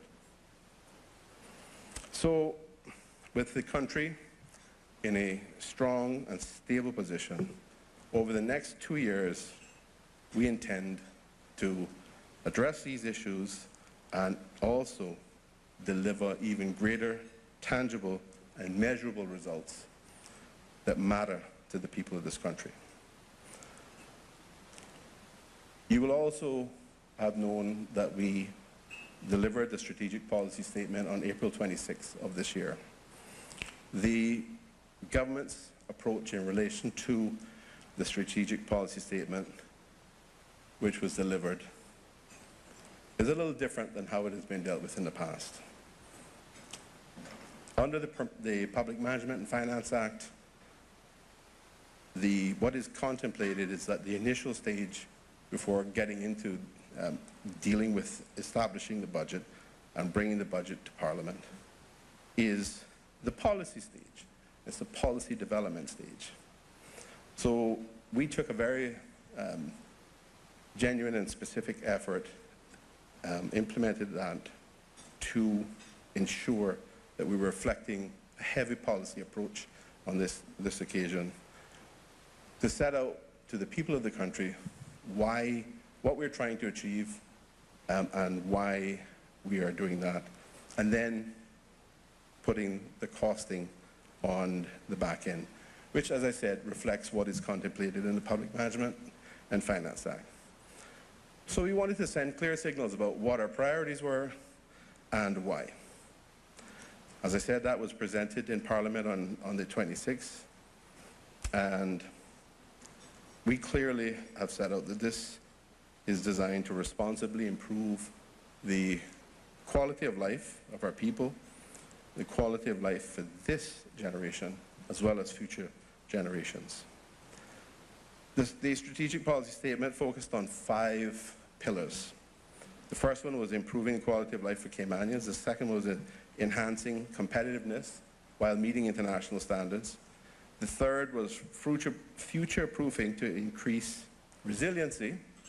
Fourth was modernizing government to improve public sector performance. And the fifth was protecting and promoting Caymanian culture, heritage, and identity. So in developing these broad outcomes, ladies and gentlemen, we have put the most important aspects of our country, our people, at the epicenter of all of that. They are at the heart of every broad outcome, every specific outcome, and every project detailed in the strategic policy statement. If what we're doing doesn't benefit, support, encourage, enrich, educate, and empower our people, there's not any point to doing it. These broad outcomes encompass all aspects of life and living in the Cayman Islands, from enhancing the basic elements of the human condition, including housing, health, and education, to maintaining our main industries' relevance in the global arena, developing as a jurisdiction structured for future growth and sustainability, maintaining a stable, efficient, and transparent government, and championing the vital importance of retaining our Caymanian culture, heritage, and identity. So while our success is clear and our plans bold, to quote former UK Prime Minister Tony Blair, many of you know he visited here, real progress cannot be measured by money alone. We must ensure that economic growth contributes to our quality of life rather than degrading it. As you may have heard me say before, we can measure success with many metrics. I've known rich people that are miserable. I know working people that are incredibly happy. To me, the true measure of success is improving the quality of life for all of our people. The United Nations uses the Human Development Index to measure 3 key dimensions of human development. A long and healthy life, that's the health index, access to knowledge, the education index, and a decent standard of living, the income index. Shamari talked about the long and healthy life aspect earlier. Thank you, Shamari. Thank you to this entire table. I won't name any names, but you all do an incredible job in contributing to the life and quality of life for Cayman, saving lives in Cayman. I've had to, with someone who is very near and dear to me, make a call to Shamari at 1 o'clock in the morning. Shamari was there instantly. The team was there. And I am completely confident that that person's life was saved. So for Cayman, we recently did the Human Development Index survey, and we ended up with a value of 0.877. That is considered, ladies and gentlemen, to be a very high human development index. And I think I am proud to say that we have one of, if not the highest in the region. But that's not to say that we don't understand that we have challenges, that we have some people who are well below any acceptable level of human development index. And that's a part of our challenge. But those numbers are not too big that we can't handle them. We can do that working together as a team in government and with our private sector partners. So while we have a strong HDI, we know we have more work to do to ensure that our country is not only prosperous, but is also an enjoyable and peaceful place to live. We know those challenges. We know there are no silver bullets. There are no magic wands. Some of these are very complex problems, but we must try. I want to take the opportunity right now to acknowledge the announcement that was made last night, I think. It was sent out last night, I believe, in relation to the fact that we have our Caymanian who is to replace the incredible Commissioner Burns, who's done such a wonderful job for our country in keeping us safe. But we have our own Caymanian, Mr. Kurt Walton, who is the designate replacement commissioner. And I want to say congratulations to him. And I'm sure all of you join me in wishing him the best.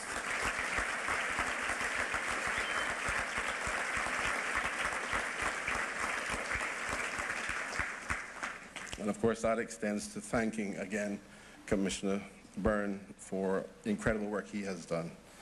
I'm sure there'll be many, many opportunities to tell him that again. But we look forward, certainly, to having our new commissioner in place. I have no doubt that he will do a stellar job because he's had the benefit of the leadership of an incredible commissioner like Commissioner Byrne. So as we look toward the broader economy, there are a few key challenges we face as we continue to develop and create opportunity across the board for our people.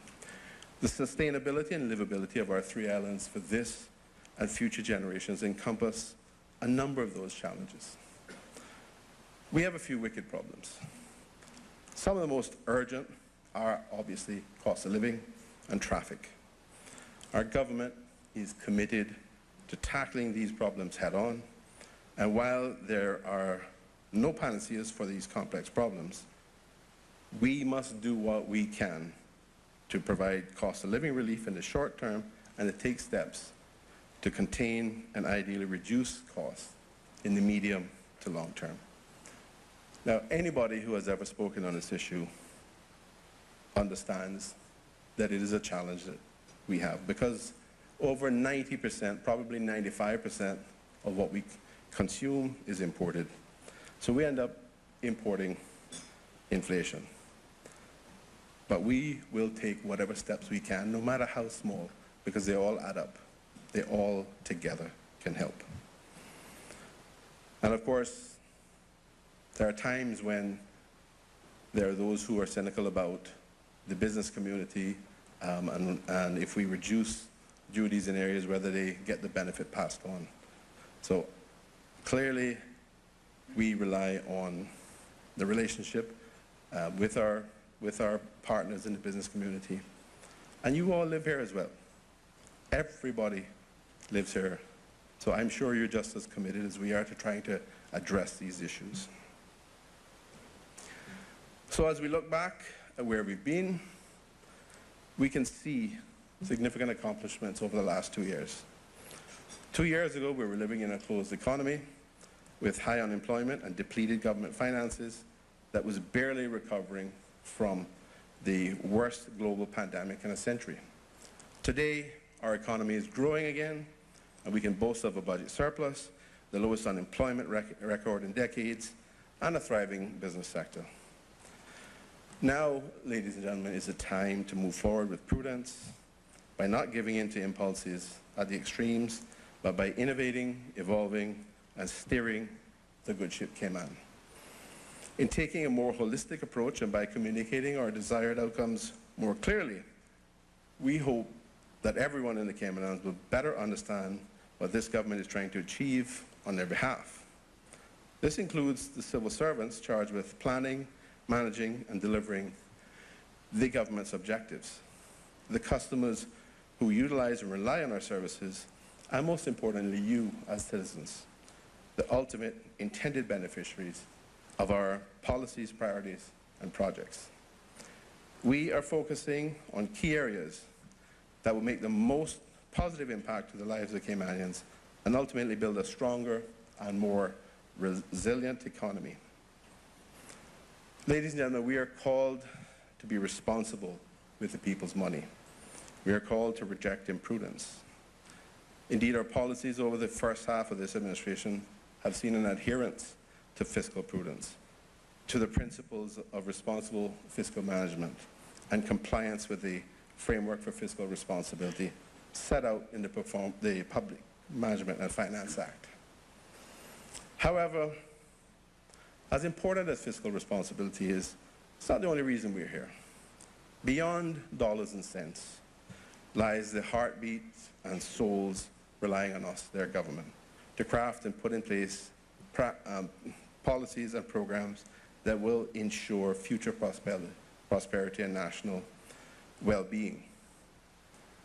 Looking forward, there is no accident that broad outcome 3 in the SBS is future-proof to increase resiliency. The key aim of resiliency is to provide for the future, to ensure that there's enough of any resource that our children, grandchildren, and future generations can enjoy, and preferably even have greater levels of health, safety, happiness, and success than we have benefited from. As a parent, I know most of you are parents. Our dearest wish is to see our children live in a state of well-being throughout their lives.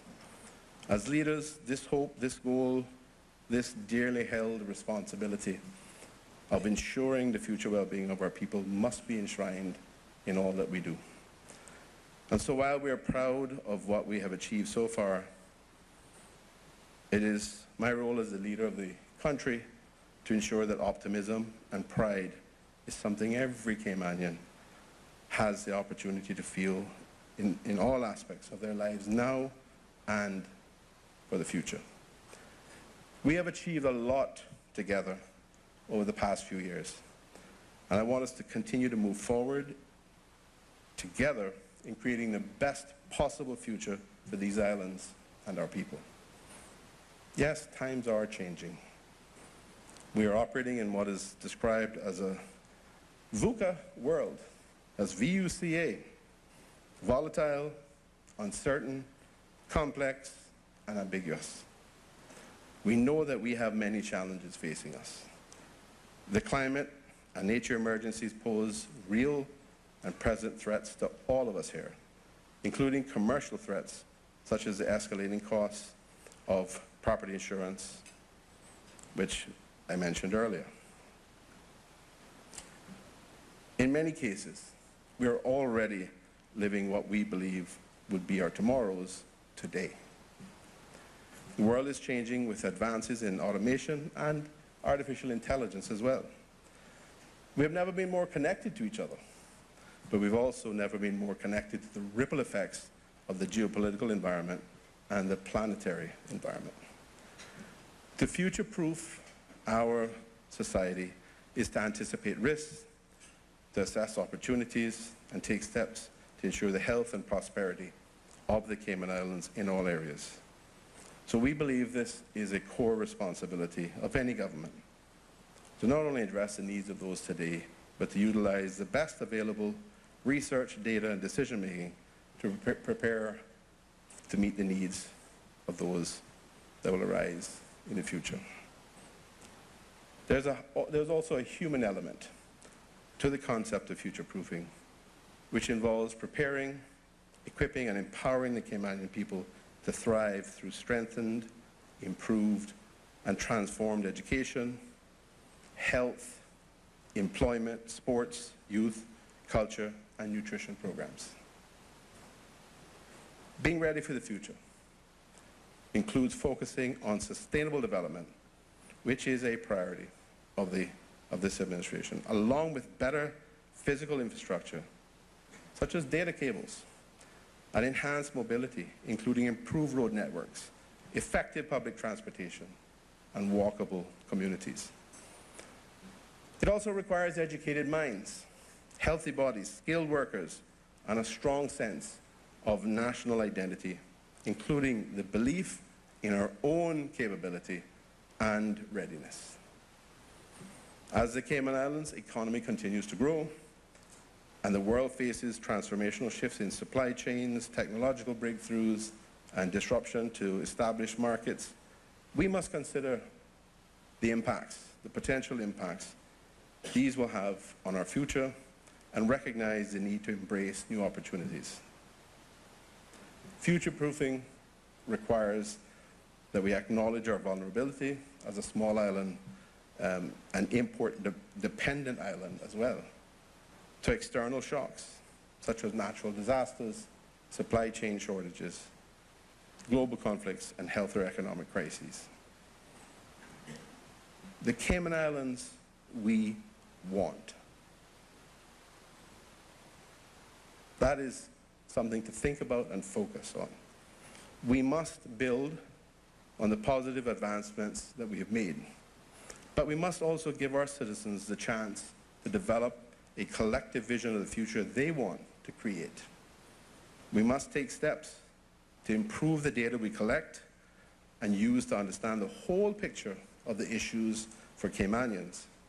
But we must also realize the importance of people's own personal stories.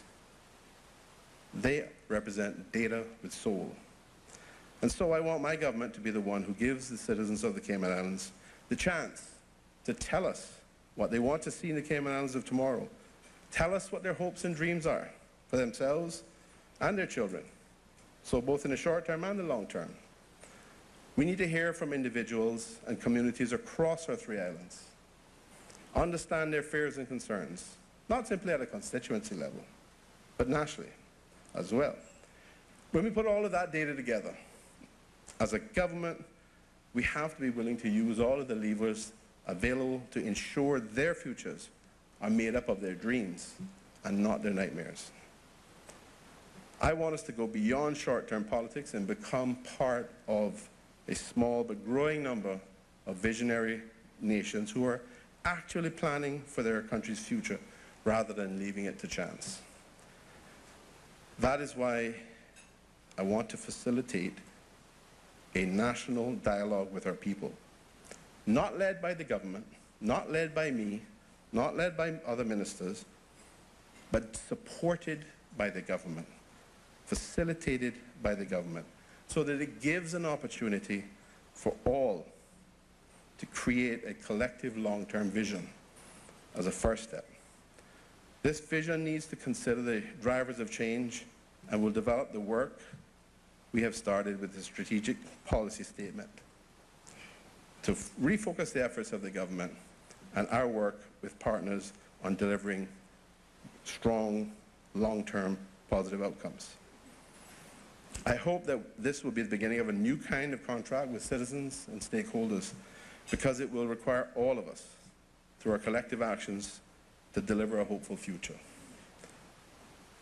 I want all of you to be a part of this, part of creating a proud, an optimistic, an excellent Cayman. I should say maintaining that, because we have a lot of that now, don't we? So in a proliferation of uncertainty, there are leaps of creativity, and we want to harness the creativity of citizens, businesses, NGOs, and our younger generations to both set and deliver a shared vision for the future. See, when I come into rooms like this, I look around, and I'm reminded what a small community we are. How everyone knows everyone, mostly, but we all have someone else in common, which is why it's important for us not to be divided, but for us to be united. We must be united around the purpose of building a stronger economy, but also building a happier, healthier, and more fulfilled society where people can live their best lives. There's a saying, if you want to go fast, go alone. But if you want to go far, go together. I'm sure you all would join with me in wanting this country to go far. I want this country to be a leader globally in focusing on the well-being of both current and future generations. And I want all of us in this room to have a legacy and to be people that our grandchildren will be proud of. So we will continue to support the business community and create an atmosphere where businesses can thrive, and we will seek the balance with the need to build a society where people are able to thrive and the natural environment is healthy and able to support our people now and in the future. Together, working hand in hand, business and government can protect and grow our economy and make sure all of our Caymanians can benefit. I invite all of you to continue on this journey with us. Thank you very much.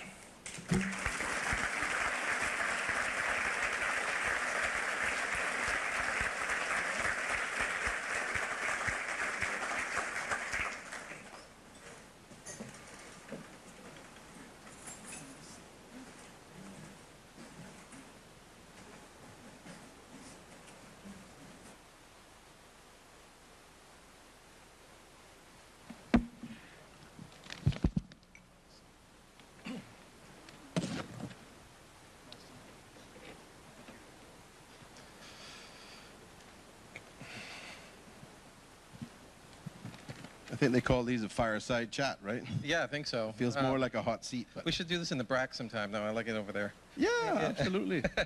We can do it at the Alexander. wonderful Alexander Hotel. Yeah, exactly. I'll start off actually with a question from about Cayman Brac.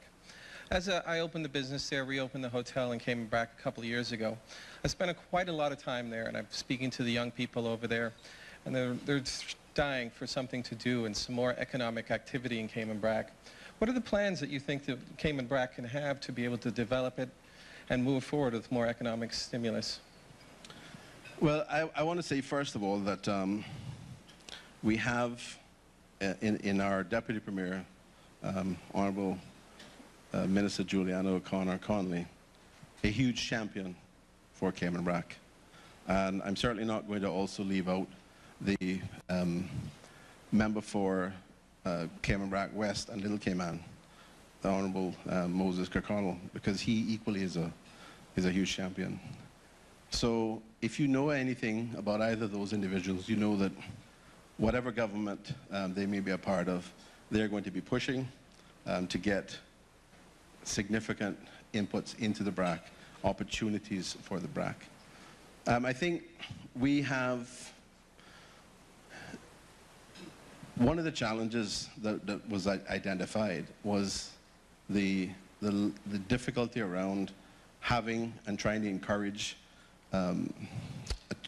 growing tourism industry, supporting hotels like yours, BRAC Reef, and then at the same time trying to accomplish projects in the BRAC without having the opportunity to have a place where we could house, let's say, 100 construction workers at a time. So one of the things we have moved forward with is a proposal to build a facility which will have 40 rooms, which will facilitate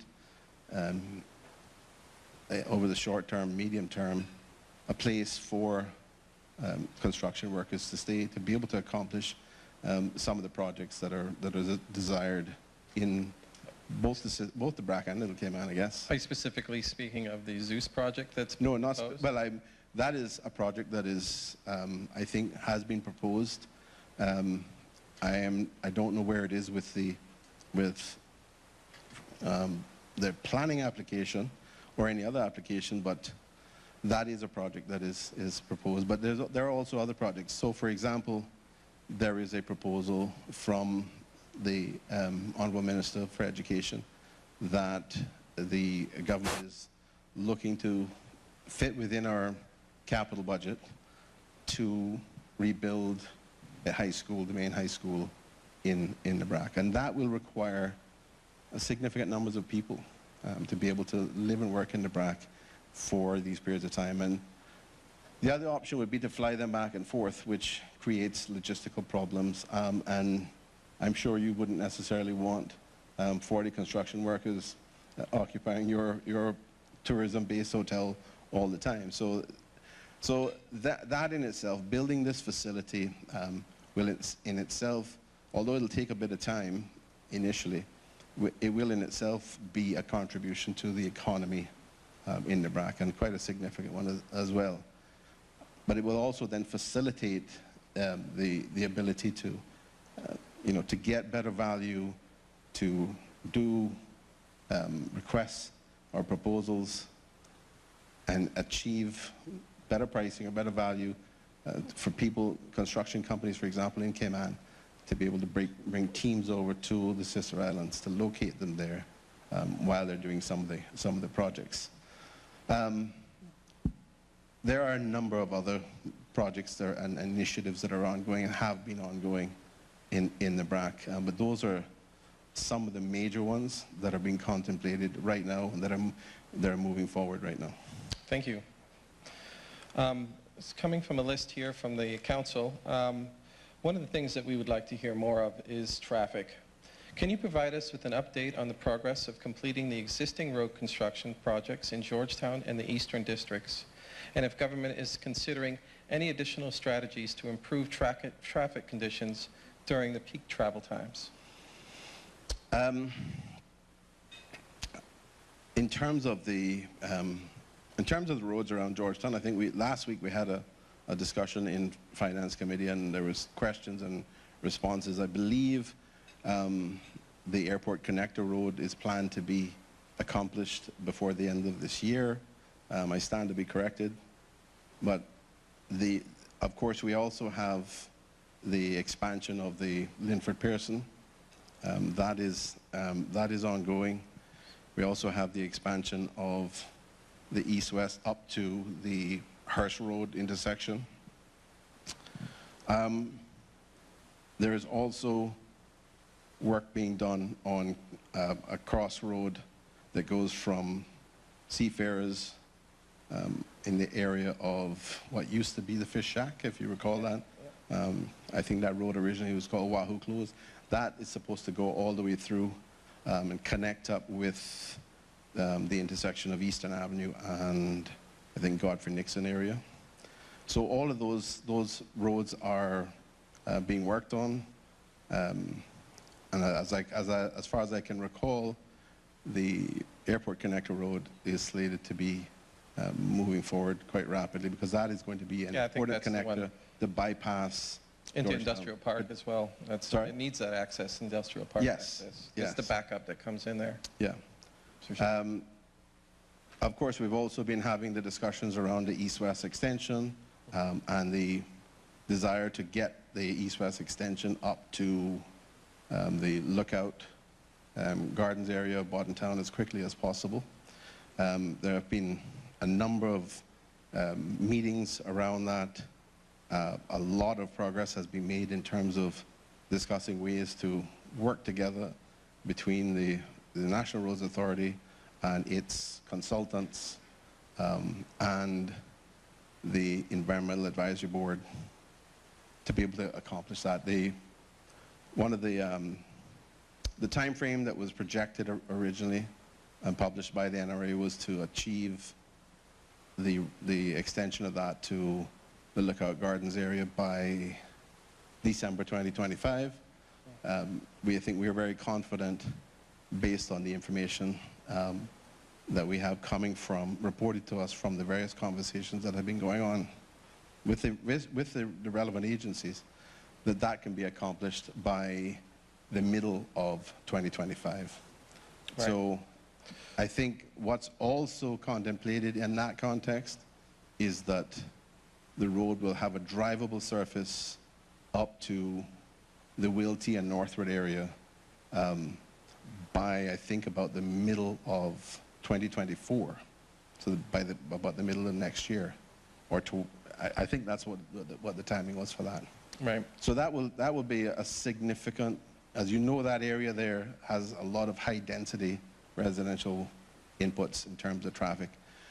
So between that and expanding the east-west, coming down from Hurst Road, past the Hurst Road area, and expanding the Linford Pearson, that should have a considerable impact, a positive impact on traffic issues. Do you also think that the sort of the public transportation system, I know there was a report being done by Deloitte. Is that prepared, or is that on stall, or we can be able to read that eventually, or are we moving towards a robust? I will have to get an update on whether that is finalized. I have seen an initial draft, but that is definitely under the new ministry with Minister Ebanks, J. Ebanks, the Planning, Agriculture, Housing and Infrastructure Ministry. They are working on implementing a plan to put public transport, reliable, comfortable public transport in place as quickly as possible. I think that has to be around having, you know, reflecting the move around many of our sister overseas territories, as well as our regional neighbors, of putting in place electric buses that are comfortable, that have Wi-Fi, that will allow people to reliably move from the eastern districts, actually around the whole island. Because we have the same issue around Georgetown as well, and West Bay. We need to be able to move people around in larger numbers, because the reality is we are never going to be able to build enough roads to handle all of our traffic needs. Yeah. So that is a matter that is going to be pursued with vigor. I'm certainly committed to ensuring that moves forward, because that falls squarely within my sustainability perspective as well. This is necessary to improve the quality of lives of our people. It's going to be challenging. I know that the bus system right now is more of a public or a private entity. Yeah. So that's going to have some transition. The transition and the chamber there is going to be yeah. A bit of a, you know, an issue to resolve. Yes. Right. Moving on to housing, one of the main contributors and factors in increased cost of living is the lack of affordable housing. Would the government support constructing a multi-story apartment complex on government land in districts, not projects? Yeah. Well, interestingly, one of the answer is generally yes. We have a housing committee that has been working for several months now. I think we are very close to being able to roll out a number of recommendations, which I think will have very positive, accretive impacts on access to housing. It will provide clarity around supply and how we can best utilize initiatives and resources to facilitate Caymanians being able to achieve the dream of having their own house. But we also have had conversations in that context and otherwise through the National Housing Development Trust of utilizing existing property that we have to put multi-story housing. Typically in the past, we've only contemplated having small house lots with yards. But the reality that we need to face is that we are not going to be able to continue to do that efficiently. And if we really want to reduce the cost to our people to have housing, we need to increase the density of the housing in the particular area that they're being built. It only makes sense to do that. I mean, DART's doing it right now, right? Yes. One of the things that I think everyone here is still questioning is the landfill. Can you provide us an update on where we are and where we've reached in finalizing the Rangehead project? I will try. As you probably can understand and appreciate, this is a negotiated position that has been going on for some time. When we came into office in April 21, the project agreement for that had just been signed in March 25th of April of 2021. So we have been negotiating and working through. Sorry, let me be upfront and say that what we did initially was our own assessment, our own government assessment, to understand where the project was, what it was trying to achieve, whether it was reflecting, or the degree to which it was reflecting value for money for the country, and how quickly we could accomplish that. We went through that process. We compared various alternative approaches to understand what the implications were and what our reality was. And I think we reached a view that our reality was that we were so far down the road with this project that we really wouldn't have the time or the capacity to deal with landfill needs and build alternate landfill facilities within the time frame we had left on the existing facility. So we are very close right now. I think most people who are following this will know that we have had a couple of extensions in terms of the various important dates. One is the financial close, another one is the long stop date that you may have heard of. If we reach financial close and everything is agreed, then the long stop date really doesn't matter. Long stop date is when the date at which everybody can just walk away without any consequences. The problem is, do we have any alternative to walking away? And at this point right now, the team that are doing the negotiations obviously is not the elected ministers, it's the civil service team and our contracted partners, both lawyers locally and lawyers in the UK, the accounting consultants here in the UK, and one or two other experts. They're working very hard. They've been making a lot of progress. And what I'm advised is that they're very, very close to finalizing the terms. So the long stop date has been extended now until the end of July. But what I am advised is that we anticipate that we will be in a position to make a decision as a government much earlier than that.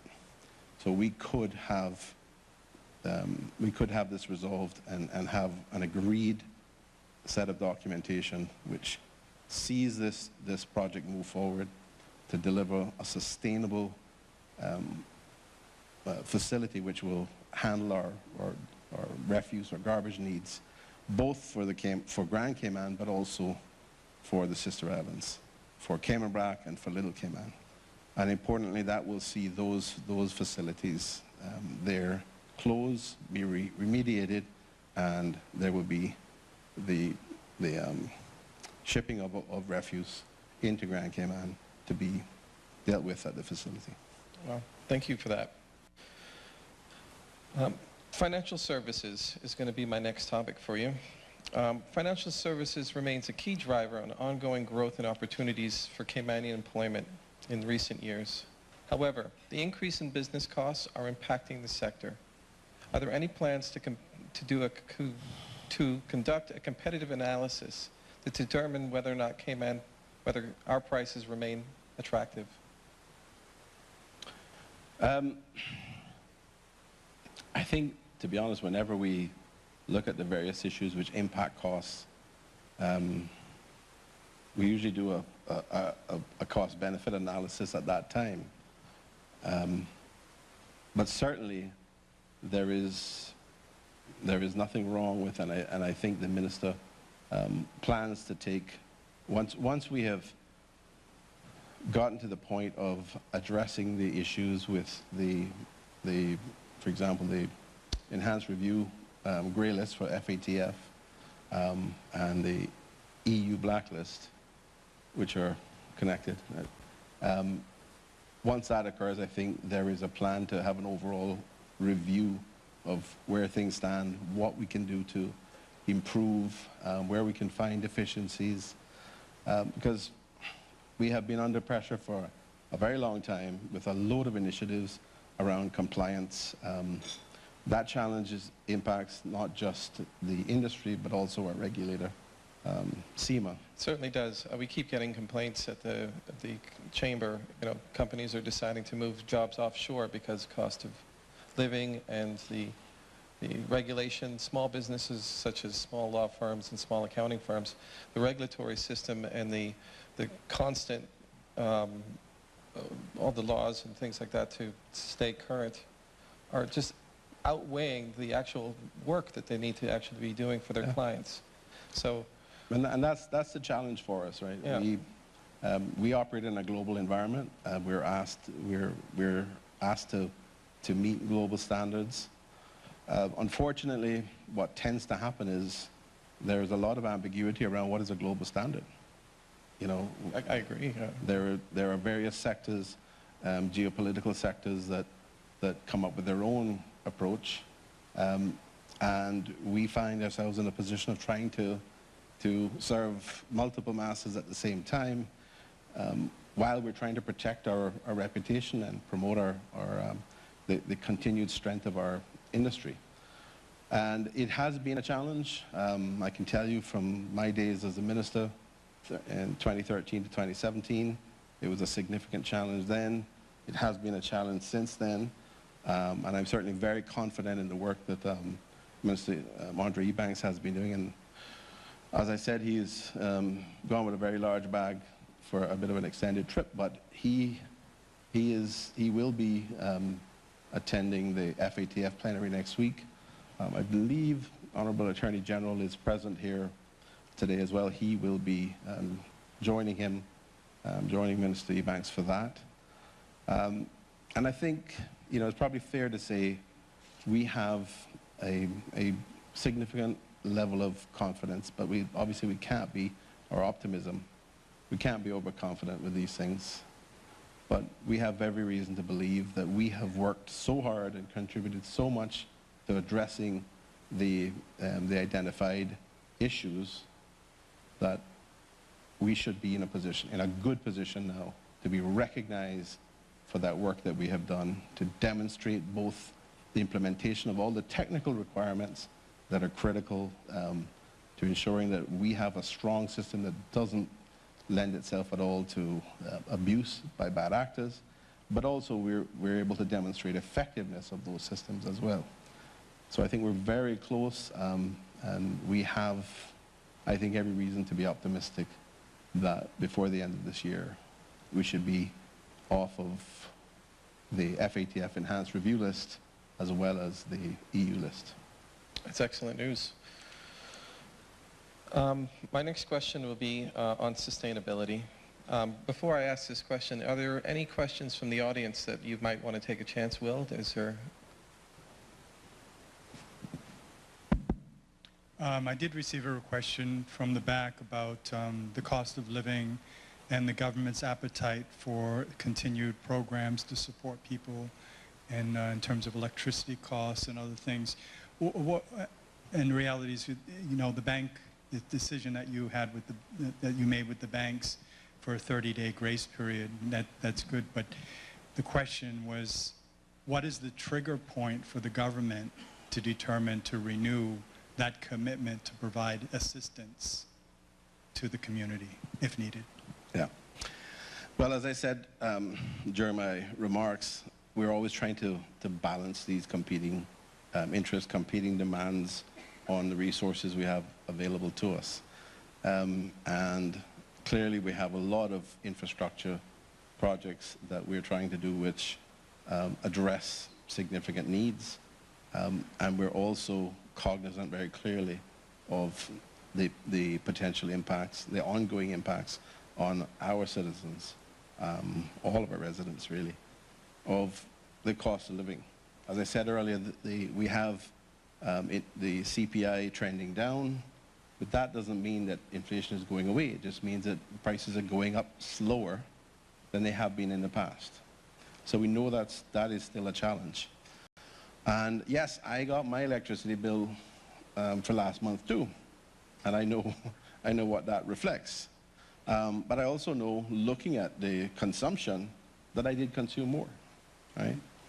And this is one of the challenges that we have. We have to recognize that there are opportunities for us as individuals to address how much electricity we consume. We can do a number of things while still maintaining a level of comfort, a suitable level of comfort. There are things that I would like to be able to explain in detail right now. I'd like to be able to announce them in terms of initiatives and programs that we're doing to help to address efficiencies for Caymanian families. But there are some outstanding issues on those, and I don't want to get into the details, but in general, one of the things we've been trying to focus on is assisting Caymanians in achieving efficiency in their homes. So we're trying to do the same approach in relation to the National Housing Development Trust homes, where we're trying to improve the efficiencies of those homes so that not only can people afford to acquire them, but they can afford to maintain lower cost of operating them and thereby cost of living. And that involves things like improving efficiency for the air conditioning, improving efficiency in the house and the roof, putting in the foam in the ceilings, putting in windows that are more efficient, ensuring that we don't have air leaks and these types of things. We have done some initial work in the past year and a half where it has been demonstrated that people can reduce their overall costs by 50% in many cases because they're using more efficient air conditioning systems and have more efficient products in their home. So these are things that we're trying to accomplish. Are we going to look at the electricity support program? Yes, that is a plan to reassess the effectiveness of that. That cost the government about $8 million between June so it would have reflected in your July bill last year until your January bill of this year, so it was for your June to December period, consumption period. And that was in relation to houses that were between 101 kilowatt hours and 2,000 kilowatt hours. I think the average household probably benefited somewhere in the region of about $50 or $60 a month. There was about 22,000 households that it benefited. To be honest, I don't think that the government saw that much of a positive reaction to that. I would love to hear from people if they felt that it was very effective and very, very good. I would have thought it would be. But it is something that we will be willing to consider again. We've already got the mechanism in place from the last time, both with Caribbean Utilities Company, which I absolutely want to thank them again for the great work and cooperation, collaboration that they provided, as well as Island Energy, which was previously Cameron Power and Light in the Sister Islands. So that is absolutely something that we'll have another look at. It's to provide the level of support we did last year would be about $8 million. So it's not an insignificant challenge in terms of resources. Thank you. And I'll do one question here. If we have any more questions in the audience, please raise your hand and we'll come over and get them from you. Sustainability. Tourism is an important contributor to our economy, but it places a significant strain on the island's infrastructure and natural resources. What does the government consider to be a sustainable target for cruise ship and overnight tourism visitors to the islands annually? I should let Minister Bryan answer this, but I'm sure he's left by now.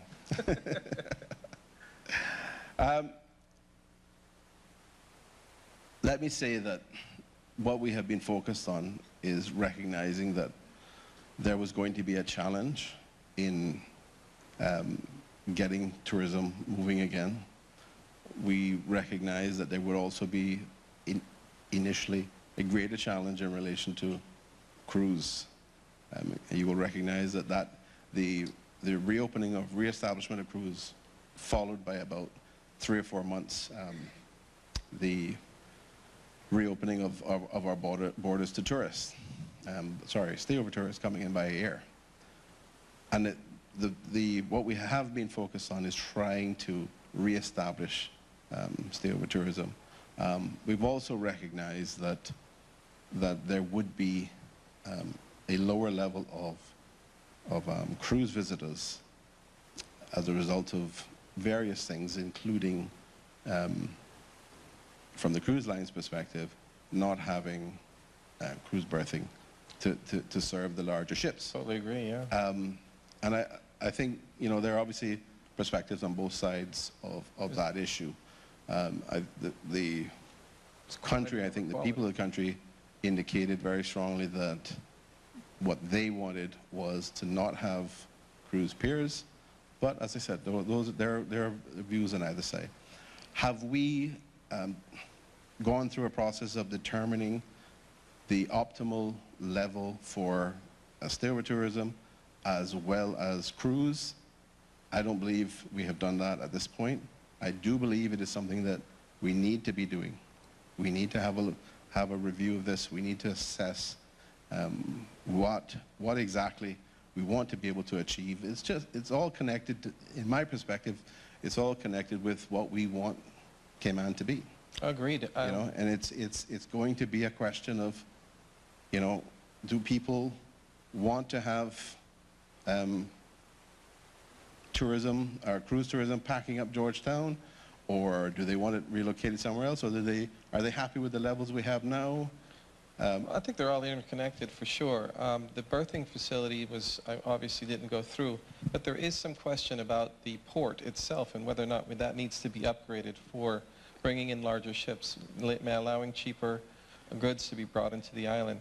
There is discussion that's happening there, and I don't know whether or not Georgetown was the right spot, or I think there was another spot that was also picked in another part of the country. Is that? Well, I mean, there is an outline business case which exists right now, which considers a range of options. And I think there's more work to be done to assess which of those options is going to be appropriate for us. Clearly, part of that decision-making has to be a clear idea of where we see ourselves as a country, what sort of population, and what level of imports, and what level of commercial activity for a port does that reflect. And that's work that I think we need to do in conjunction with any sort of outline business case to try to understand what that tells us about the option we should be looking for. So that issue is on the table. We've had the announcement in relation to the outline business case for the potential redevelopment of all of our airports, well, at least specifically Grand Cayman, Owen Roberts, and the Cayman Brac Airport. So all of that has to be considered together. This is all a part of our longer-term challenge of what do we want for this country, where do we want to be, and what necessary infrastructure must be in place in order to support those dreams and aspirations. It should not, we cannot just continue to leave it to chance, to just roll the dice and whatever it is. I think we have to do a lot more understanding and planning and getting input from the people of the country I know there are some incredibly wonderful developers in Cayman who do just that. You know, they do a lot of analysis. They gather a lot of data. One of the things that as a country we haven't done very well is gathering data in order to do the analysis, in order to drive better decision making, to inform better decisions. And those are things that we must do. Thank you again, Mr. Premier. We appreciate your time in this matter. I think we're going to move into our closing, or if there's, thank you. Or if there's any more questions. No? I think we're just about at the time. All right. So Well, thank you again. Thank you, Premier. Well, thank you all very much. I truly appreciate the opportunity. And again, you know, the opportunity to come here and talk to the business community and many others is invaluable, and I really appreciate it. We look forward to working with you. Put your hands together, please. So just some closing special thanks, just to thank the media for being here. I think we have several representatives of the media, some of whom have live streamed this event. We appreciate that. We appreciate all the government officials that took the time to attend. I think we had 26 confirmations in total from all aspects of government. So this is really what makes this event so special, Premier, is that you take your time out to come and join us with the government. And that shows solidarity between the business community and the government and its vision. Put your hands together for that. Radio Cayman. The voice. The heart. The soul of the Cayman